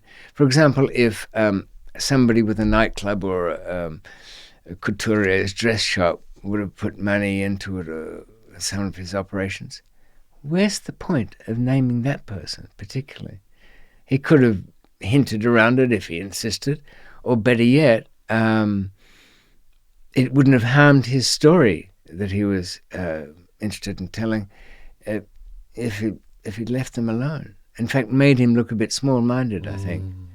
Also, he didn't listen to my advice about Tony Moynihan, which was available to him before he got ratted out by said Lord. If you want to find out more about the Great Helicopter Escape, go back to episode 1 in the series, David McMillan series, playlist in the description box.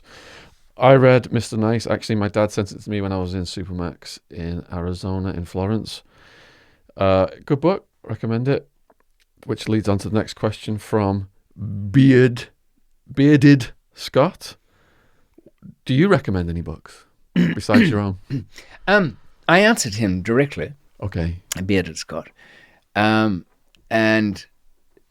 because I wasn't entirely sure what field he wanted, whether it was true crime in general, or books as in anything written well. and I can't quite remember what I told him, but I know I did say that in the world of true crime, there was nothing. I recommended my own, of course, but there was nothing that stood out other than yours, Shaun. Yes, and Shaun's. Hard Time, Party Time, Prison Time, the trilogy. Mm-hmm. Enjoying party time at the moment. That's good. Getting good laugh out of that. But that he should go back to Richard Stark's series on Parker. Parker's an unrepentant villain who runs around doing things, robbing. Maybe. What's your favourite book of all time? Oh, well, the most influential one is John Fowles' The Magus, because it really did something with the idea that nothing's by accident. Everything in your world is controlled by somebody. And I don't know really after that.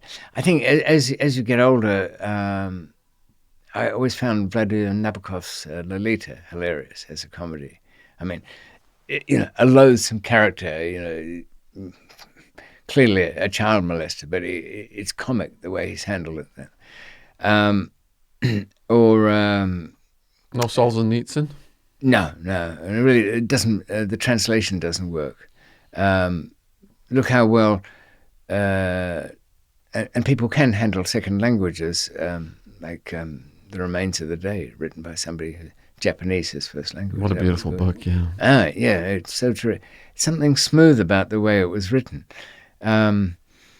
Shirley Hazard has written a couple of books. The Great Fire is a terrific one. And I've always I grew up with a guy called Terry Southern, who was a Beat Generation writer and a bit of an influence. Patrick Tweedy asked, apart from focusing on your escape during your Thai incarceration, how did you maintain sanity and determination in the face of the conditions? Well, luckily I wasn't broken. As we've said here, I had friends. And that's all it takes to eat well enough. As for sleeping, it's awkward, but it does wonders for your back, sleeping on the floor. Can't say enough of it. I've had to get a kind of firm mattress ever since. I've got a firm mattress as well. But I think I said earlier, sleep is a bit strange. Whatever was mangled in me takes place in my subconscious, and every night's dreams are nightmares. Do you feel lucky? This is from August May. Do you ever think about how everything could have ended worse? I suppose. But I don't dwell on it. I could have ended up dead. That would have been alternative outcome, that's all. There would be nothing worse than being trapped in one of the dozen places I could have been for a long time. And coming out a wreck or wired wrongly, I guess so. Barzam is on about the example of Michael and something you said earlier. Can you elaborate on the 10% of people that react differently to most people with their drug habits? Yes. Out of some years, knowing people who've had opiates, it's got two characteristics beyond any other drugs. Firstly, it produces a physical withdrawal, so it's extremely risky, and you have to follow certain things to deal with that. That's why we had a lot of Subutex around. It was kind of policy within our little group to always have an alternative if somebody was trapped. But the real point here is that, yes, I certainly believe that some people end up wired a bit funny that makes their own personal chemistry have a kind of unhappiness to it. You think of evolution and how we came to be still alive. So many things were kind of bred out of us. Those women who didn't like the idea of something growing in them and being subject to pain to have children, there aren't many of them. Why? Because they never had children. So by the same way evolution's made happiness a good thing to have. But it's so complex, the brain. You can imagine it's so easy for that to be. And I would say to people who feel that they suffer from depression or a foundation unhappiness, which is shown, you've probably seen people with no confidence. If there was any rational part in this world to do with the law, things would be legalized so it could be discovered what, amongst all the illegal drugs, would be useful treatments for things like depression. There's something in opiates that stops you catching the common cold. Nobody's investigated it. And what is this thing that makes happiness not investigated? H.L. Mencken said years ago he defined a Puritan as a person who fears that somewhere, somehow, someone is enjoying himself. And that is the thing with drugs. Nobody wants to legalize having a good time. Yeah, and those people who react differently definitely exist, because my main thing was ecstasy, and we'd all be on ecstasy, just smiling and massaging each other and cuddle puddles and all Vicks inhalers and all this stuff. And but I had the odd friend who would take ecstasy, get completely paranoid, uncomfortable, and go home and vacuum clean. So, yeah, definitely. Those cap, it's got to be done. Yours could use a scrub up here. Okay, so next one, Liam Bro. I think that's brother. In Thai prison, what were the strangest stores you saw being run, such as rat breeding or peculiar food? Everybody tried to have a little occupation of some kind. They could work in the factories for next to nothing, but the more enterprising had road stalls or side stalls, which did everything from rolling the cigarette for you when you came for them, fixing cigarette lighters. I suppose the guy that made the most unusual income was being the subject of bets as to where the elephantiasis parasites, which were long worms, would snap in his swollen one leg, which was the size of a tree trunk. He couldn't move it, hobbled around. He'd prop that leg out every afternoon, and gamblers would come along and they'd tease one of the worms out of his suppurating flesh, roll it around a pencil, get a grip on it, and then the betting would begin. 2 inches, I say, and it'll snap. No, that worm will hold out till 3. No, you're talking through your hat there, Freddie. This'll get a good 6 inches. Snap. There you go. And he'd get a cut of the house on that. Now, I've seen people earn a living through disabilities. There was a guy down in the hospital who had bark where a leg should have been instead of skin. But his was a short-lived engagement, unfortunately. See how your questions can provoke the most interesting stories. Where would we have been without the worms? CJ has asked, how do you feel about today's drug dealers who have no morals or brain cells? It's a difficult trade. Ever since the Berlin Wall came down, the field's wide open. Prices are down. Albanians are selling something that bears about as much relation to genuine cocaine as, this liquid in here bears a relationship to the elixir of life. Pretty much none. Morals, I don't think they really ever entered into it, except for a few deluded people. We all had what we thought, convinced ourselves were standards. And why? Because we could afford them. I don't think I would have had them in the middle of, Shit Creek, Africa somewhere, starving to death. Wouldn't be too fussy then. You thought too? Have you had experiences on psychedelics, LSD, mushrooms? Only work once. That's what I found. With some people's chemistry, the first formulation of, say, LSD you take produces pretty much as you want. Different colors, things all upside down. Kind of cool if you've got a safe place to do all this. So like, this would be good, padded walls and all of that. A bit spooky, but still. But what I mean is it doesn't seem to, it rewires the brain and doesn't work again. It's a bit speedy after that. Johnny Holmes, and you've already answered some of this about your hope for the Thai King's yearly pardons. You said they were cutting those out for people in your situation, but he's also asked another question. When you got to the Thai prison and you were depressed, were you tempted to use heroin to assuage that depression? I think somebody's asked that before in a different way. I didn't have any real inclination to, but I certainly couldn't afford the luxury of sitting around and enjoying myself vaping out for a couple of days. The point was, I had a job to do to save my own life.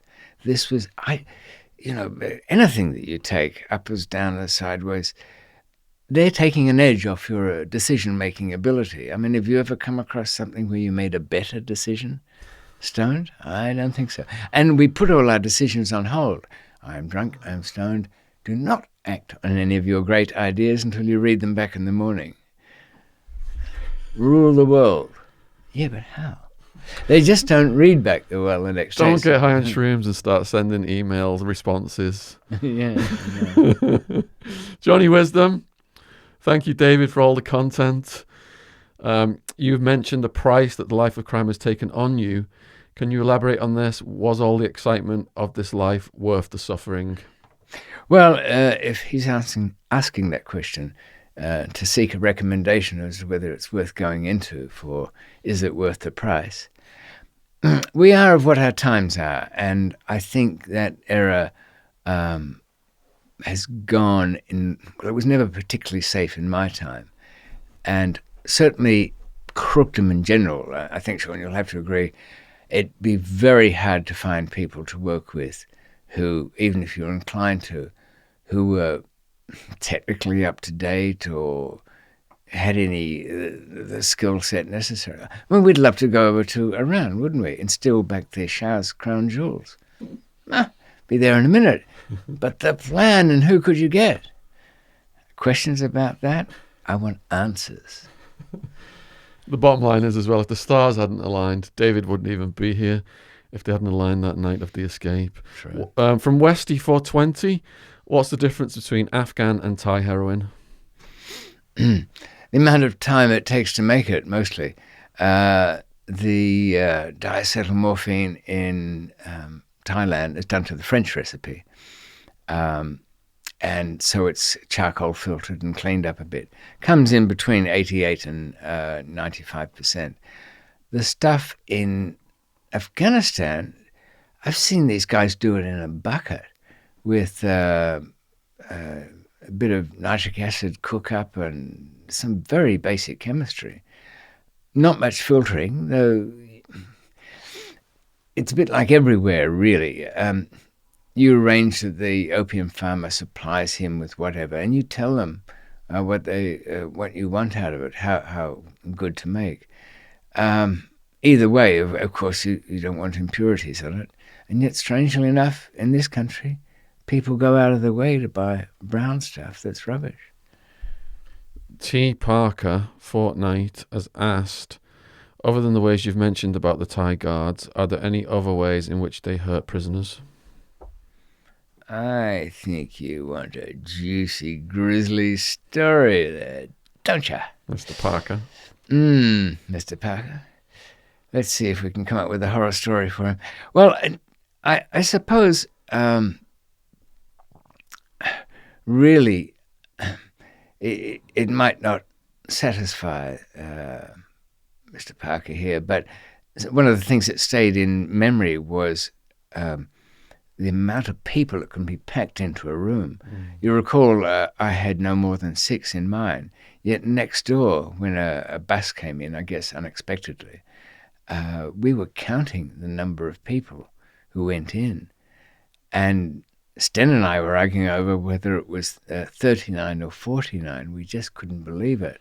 That meant they could not, never mind lie down, they would have had to take turns sitting down. And this was one with a cell that had a busted fan as well. Must have been a nightmare. You really got a sense of that in Billy Moore's A Prayer Before Dawn, the movie. It showed it, yeah. Yes, it was a visually striking movie, isn't it? Yeah. It is good. Okay. Mad Max 101, honk, honk, honking. I'm not satisfied with the first three names. He's driven on for a fourth, yes. Do you ever wish you stayed away from smuggling and stayed in politics to rise through the ranks to become the Prime Minister of Australia? Oh, really? Well, I don't mind lying for a living, but I like some element in truth in what I do. Politics is a step too far. They're the biggest criminals. Death is here. What is the method of capital punishment in Thailand? How long does the process take from sentence till end? So you already said that you are basically machine gunned. You've already answered that. In your case, then, how long were you actually in the jail for before you escaped? I was there about 2 years, 9 months, something. And in America, with all the appeals and stuff like that, it can take 20 years, for example, can be like people still on death row. Does that happen in Thailand, or do they get rid of you after so long? Around about 5 years, the appeal process is exhausted. Tommy's uncle, one of the big Golden Triangle guys, he was finally cornered with something resembling an arrest, with 250 kilos in the back of a car that he could be connected with. Went down in the first court, but he bought the Supreme Court of Thailand. But during the time of actually being sentenced and his dismissal of that case, he had to spend some time in custody. Kind of luxurious custody, but... And if you want the full story of the drug lord uncle, it is in David McMillan's playlist in the description box below this video. Lolly Trolley has asked... A troll at last. Did you have anything in the business that you look back on with shame, and with so which sticks out without incriminating yourself? Well, not with shame, but it's a story of here's something, I guess, of mixed regret. And this, I don't know, it's about a 5-minute story. Do we have time? We've got all the time, as long as you're not exhausted. No, okay. It's an odd one because it takes imagining these people. This is in Australia. I had some customers who would take a few ounces of heroin a week. I generally preferred larger, but they were friends of friends, and Michael knew them. This was a couple who had a very neat house in the suburbs, and because they both had habits, but regulated their lives well. She was a good cook. They kept normal hours. They were kind to the people they dealt with. He was another Michael, but so I won't call him that. I'll call them John and Mary. They had a situation develop. One of the working girls, by which I mean a young prostitute, would leave her baby, very young, just months old, with them while she went off and did more interesting things, as far as she saw it. And Mary told me, look, we have to change the baby's nappies. It's usually got nappy rash. It's good in a way. It clears it up. But, we feel sad when she comes back for the kid. What I'd say that night. Oh, no, it could be days later, sometimes weeks. Really, yeah. They spent a lot of time taking care of baby Cheryl. And eventually, the mother found a new boyfriend and wanted to move on into somewhere, and had no interest in the baby.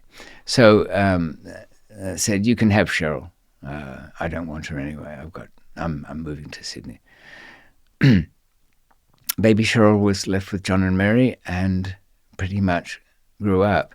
Girl was never heard from, except a couple of times when she wanted money. And of course it was, a fee, I guess, for giving them. This was a childless couple. A situation arose. 5 years had passed, and baby Cheryl was little girl Cheryl, going to a local school, growing up well, happy. John and Mary were sort of not really much in the business. They did a little trade with some old friends. I was out of it, so I gave them somebody reliable. But everything was fine with their world. But it wasn't with the slagette who had left the baby and abandoned her child. She got into some legal trouble, as they do. And she'd realized that, or thought that it would be an advantage to her in her court case if she had a child. So she wanted that one back. She was out on bail pending the resolution of some charges. And John and Mary came to me and said, David, what do we do? You know good lawyers. I said, yes. And I went to the best I knew.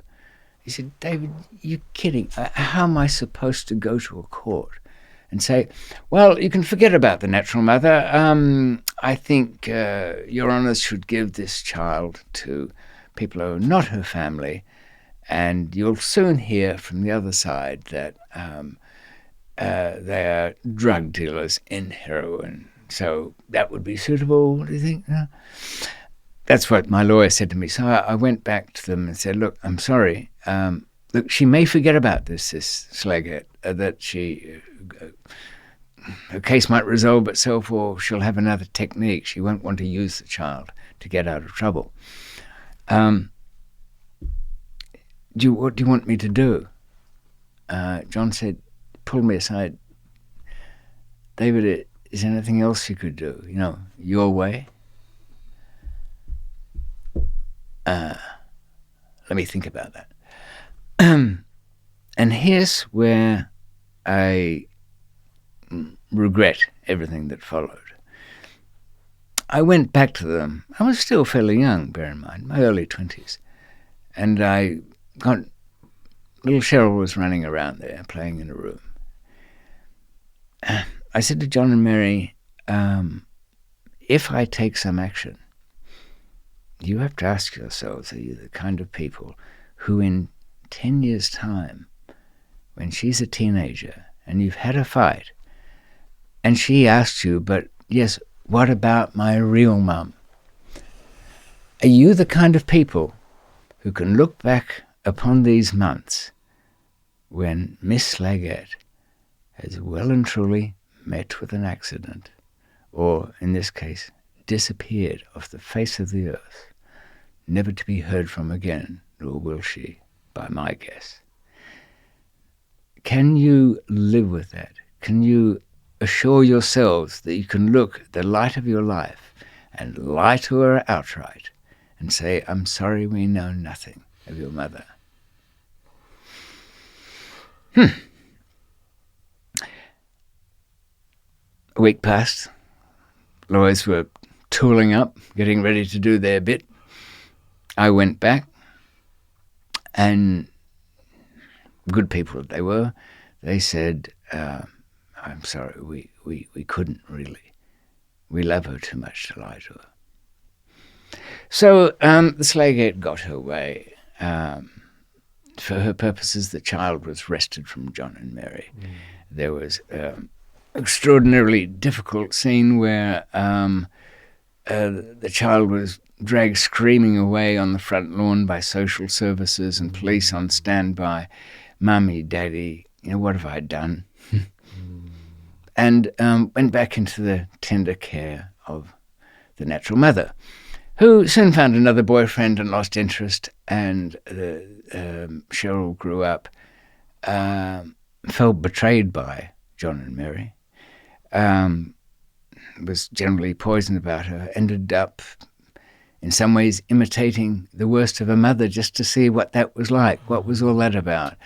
Ended up with drug habits and pretty much trashed her own life. I went into abusive relationships because normal ones obviously weren't the right thing to do. Mary never got over it. The marriage between the two of them declined until they were almost strangers to each other because that thing that was in their lives was taken from them. They felt guilty either way.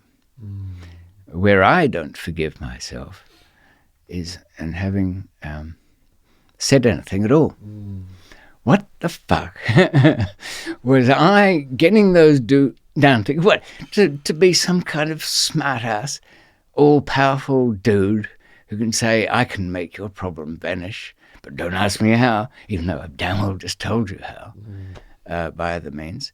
And I learnt from that that if you're going to do something, do it. Don't tell anyone. Don't tell anyone. Yeah.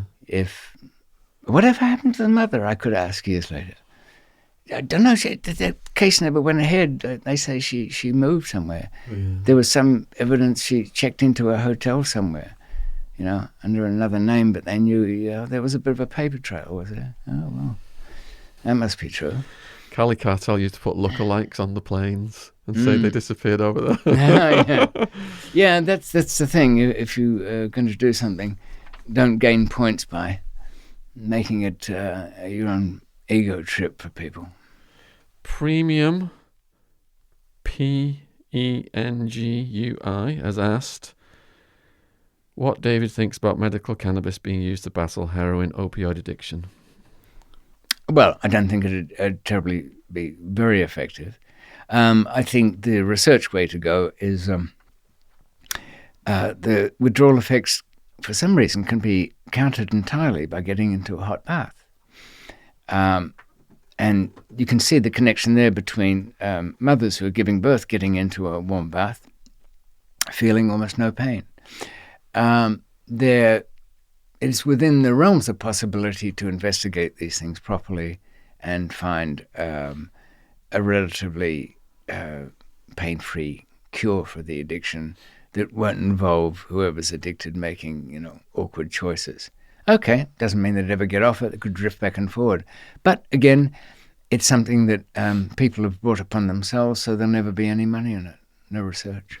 In the late 1800s, they thought that cocaine, when it was touted as a cure-all wonder drug, would cure heroin, opioid addiction, and it just ended up with people addicted to two substances.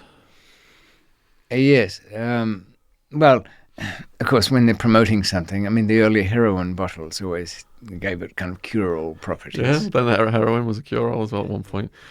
I think Sears Roebuck sold for $1 or so many cents a needle, and the heroin, the dosage, and adults were supposed to take so much, and children were only supposed to have this much, and it would help them sleep at nights. I bet it did. Not a peep out of the little nippers. Holly Aurora Bar. Were you ever scared because you come across as very calm and level-headed? Was I scared because I come? You come across as very calm and level-headed, but were you ever scared? Not really. But the only time that that threshold was crossed I felt nervous about certain things that weren't going well, but not scared.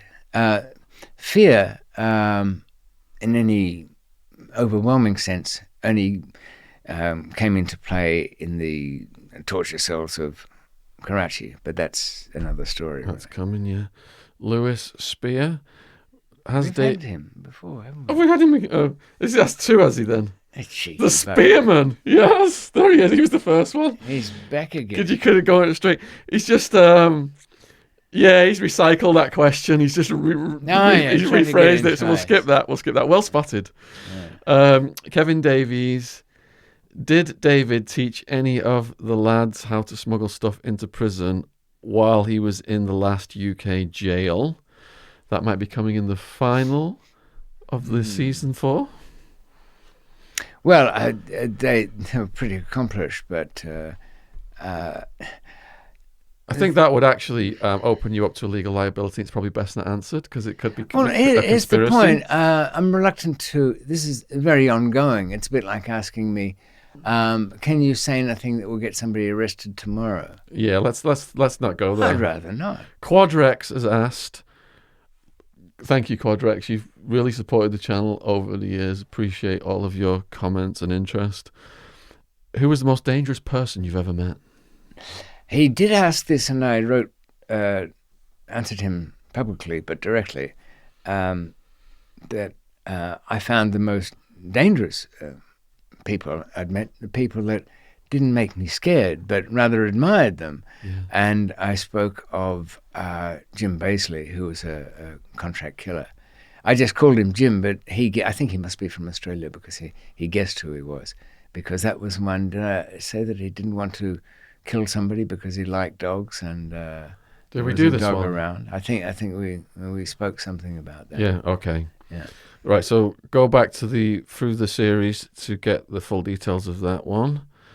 10 million views has asked, why are you not in an Australian prison?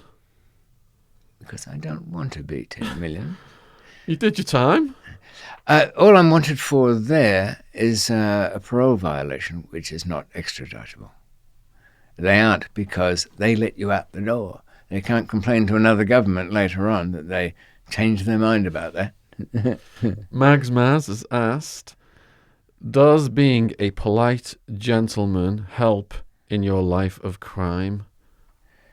If it's referring to me, Yes. then of course, I don't know. I'm just myself.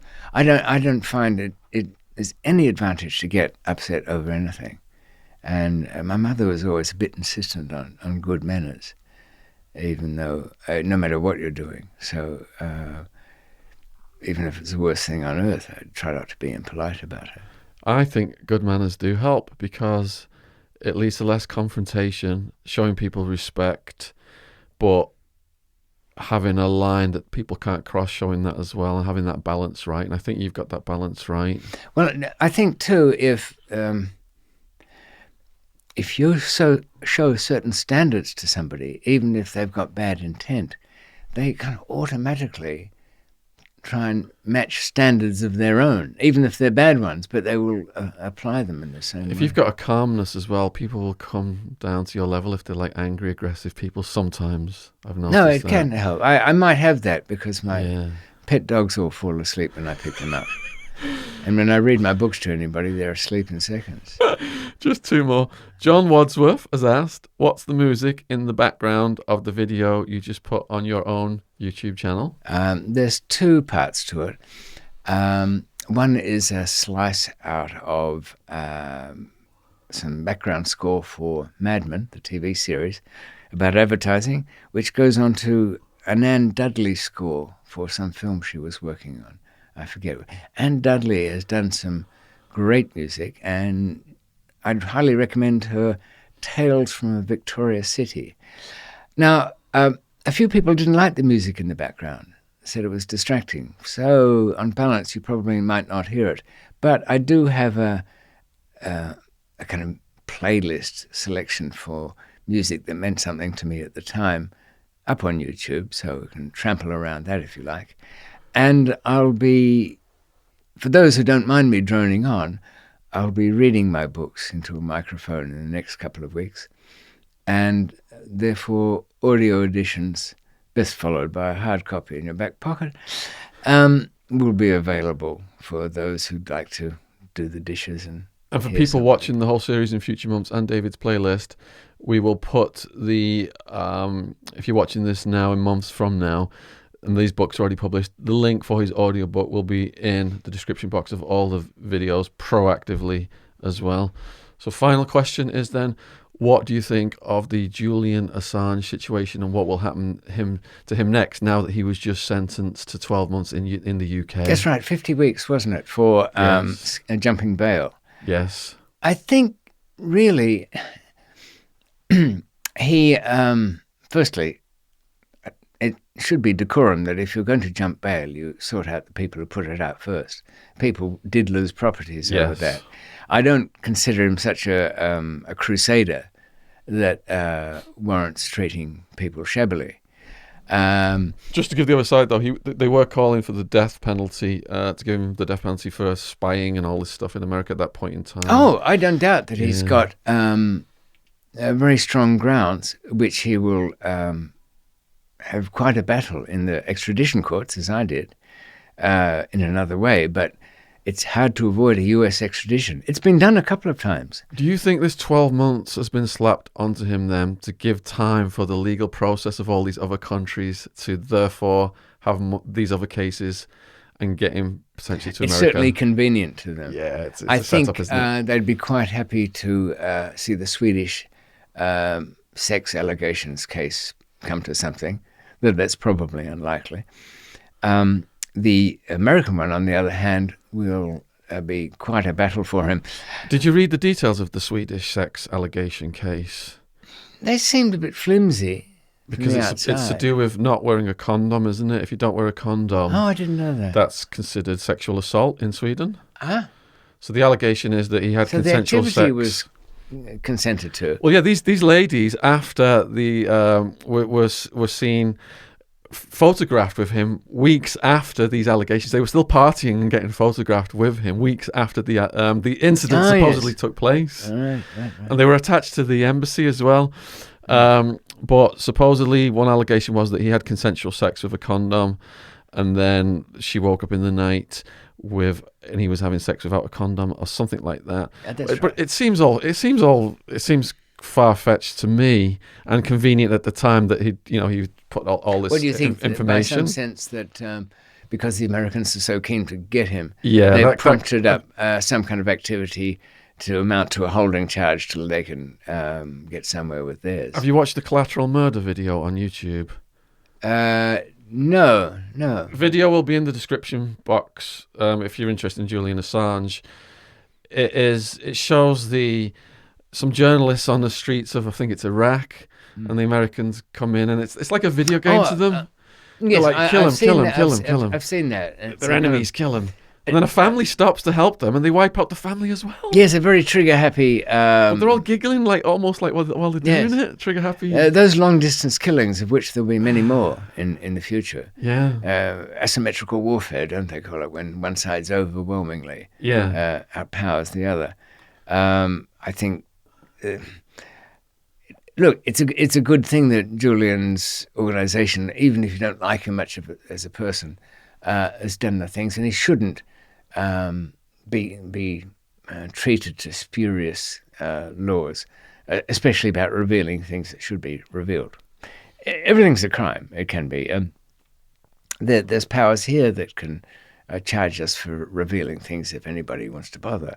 But I just remember seeing that picture of him with the wild white beard being carried off somewhere, muttering, and remembered the history of white beards being carried off somewhere, muttering, including Saddam Hussein coming out of that concrete bunker, looking at a Marine sergeant, staring down at him, saying, I have diplomatic immunity. Well, that qualifies as a meaningless rant. And I think it was Milosevic from Serbia grew the madman's white beard. Generally, what happens after that, you see the beard and the muttering, doesn't go well. But I certainly wish his case well, and I'd like to defend him. If he wants somebody other than those rather incompetent expat Australian lawyers that he's got. By the way, I wrote to one of them. What's his name? The guy, Robertson. If he'd take on my extradition case, and I didn't hear anything back. He didn't want it. A bit of a show pony, though quite good as a lawyer, but more of a television identity. Now, he needs something interesting, doesn't he? And you He don't needs live too far from where he's being held either, do you? Isn't he in London right now? I think he's in Belmarsh, I would expect. Okay. He's jumped bail. He's got potential for helpers. That's enough to put him in a canary suit.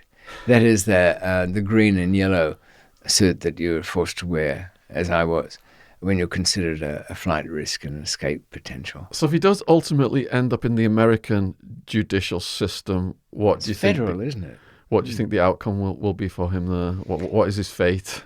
Providing they don't invoke some special clauses to take it out of the hands of civilian courts.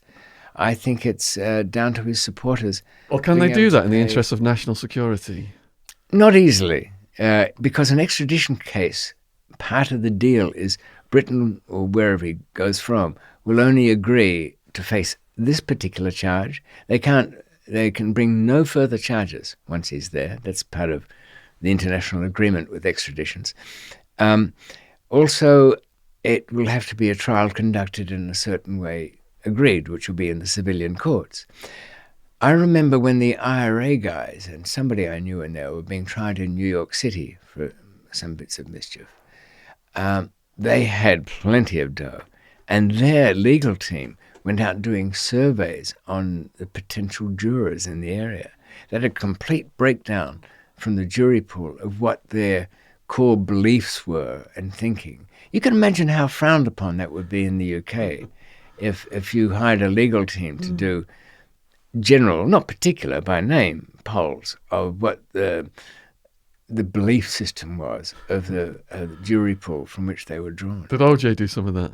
Yes, he had. I think I saw that in People versus OJ. He will have available to him, if he's got the money, some quite sophisticated defense technology. So they won't be able to take Julian off and just waterboard him somewhere? No.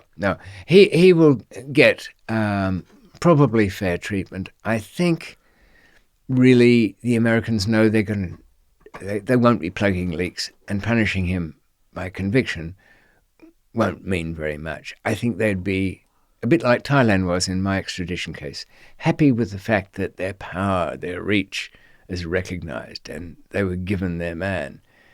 What happens to him won't mean much. I suppose they'll be able to have a grand jury and some sealed indictments on a few people around him to give them a headache. But I don't think he'll ever get convicted of anything. You don't think he'll ever get convicted of anything in America if they go through all this? No, I think carefully. Well, if his defense is handled properly, it could and you shut him up. You don't want him on the stand. He'd shoot himself in the foot speaking. He sounds like a fabulous self-promoter, and like a little kid sometimes who's had his toys taken away from him. No, he just sits there quietly looking sad. That's all I'd want out of him if I was his defense counsel. And I would tear into the legality of what exactly it was that he did.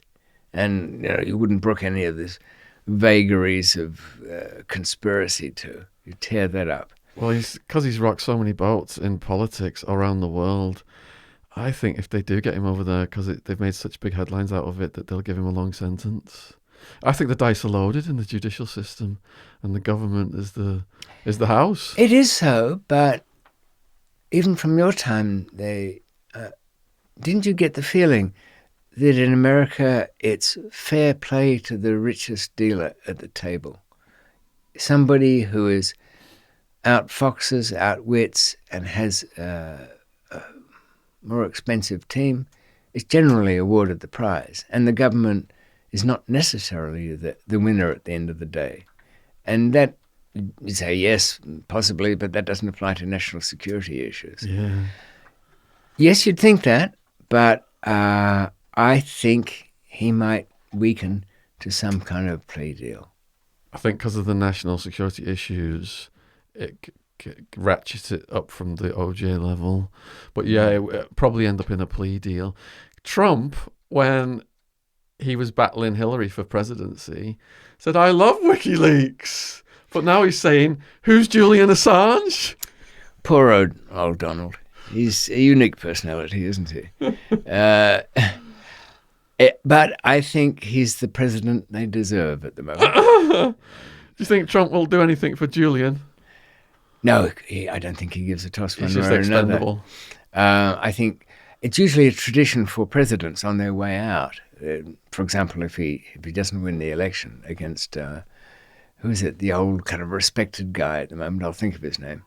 He was a vice president under Obama. He's getting on a bit, this opponent of Trump's. But if Trump loses out, and in any event, just before his last days, he'll do what all presidents do. They pardon all their business buddies that are currently doing time for fiscal misdemeanors or any damn misdemeanor.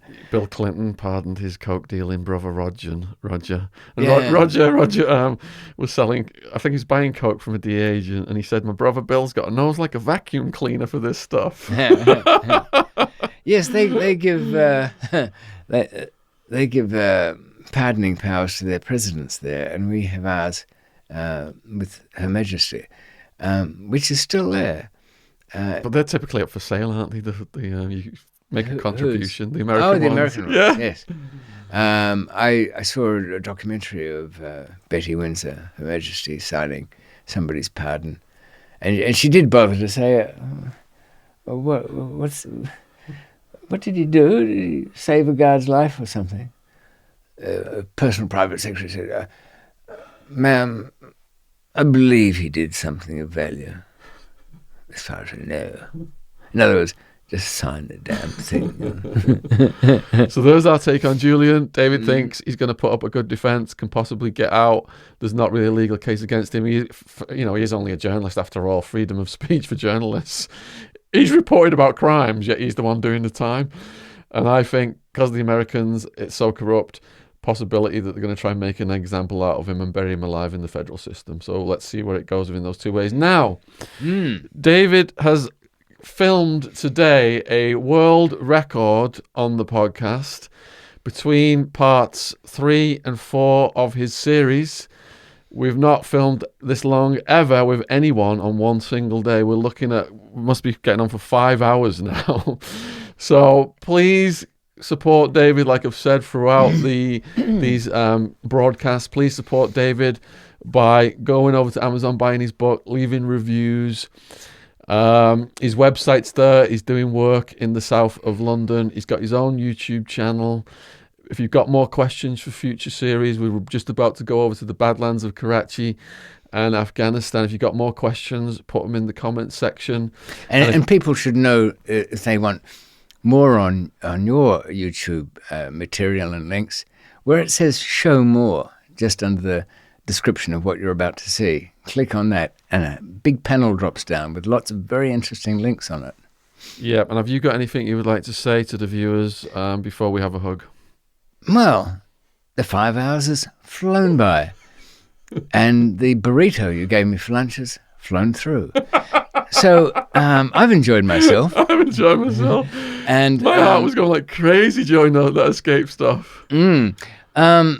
Yes, where we go next is... Look, Thailand had its challenges. That escape was difficult. But I was so frustrated and so uncomprehending that it's taken me at least 10 years to understand what I went through in Afghanistan, and with 7 different tribes in a dozen languages and seemingly impossible situations with utterly ruthless people. And that it's only now that it's good that I can explain it. And that'll certainly be worth catching up with if you've got nothing better to do with your time. Join us. Cheers in YouTube. Thanks. Okay then. Thanks so much, David. You've been Good to see you. proper sold. Yeah, brilliant. Thank you.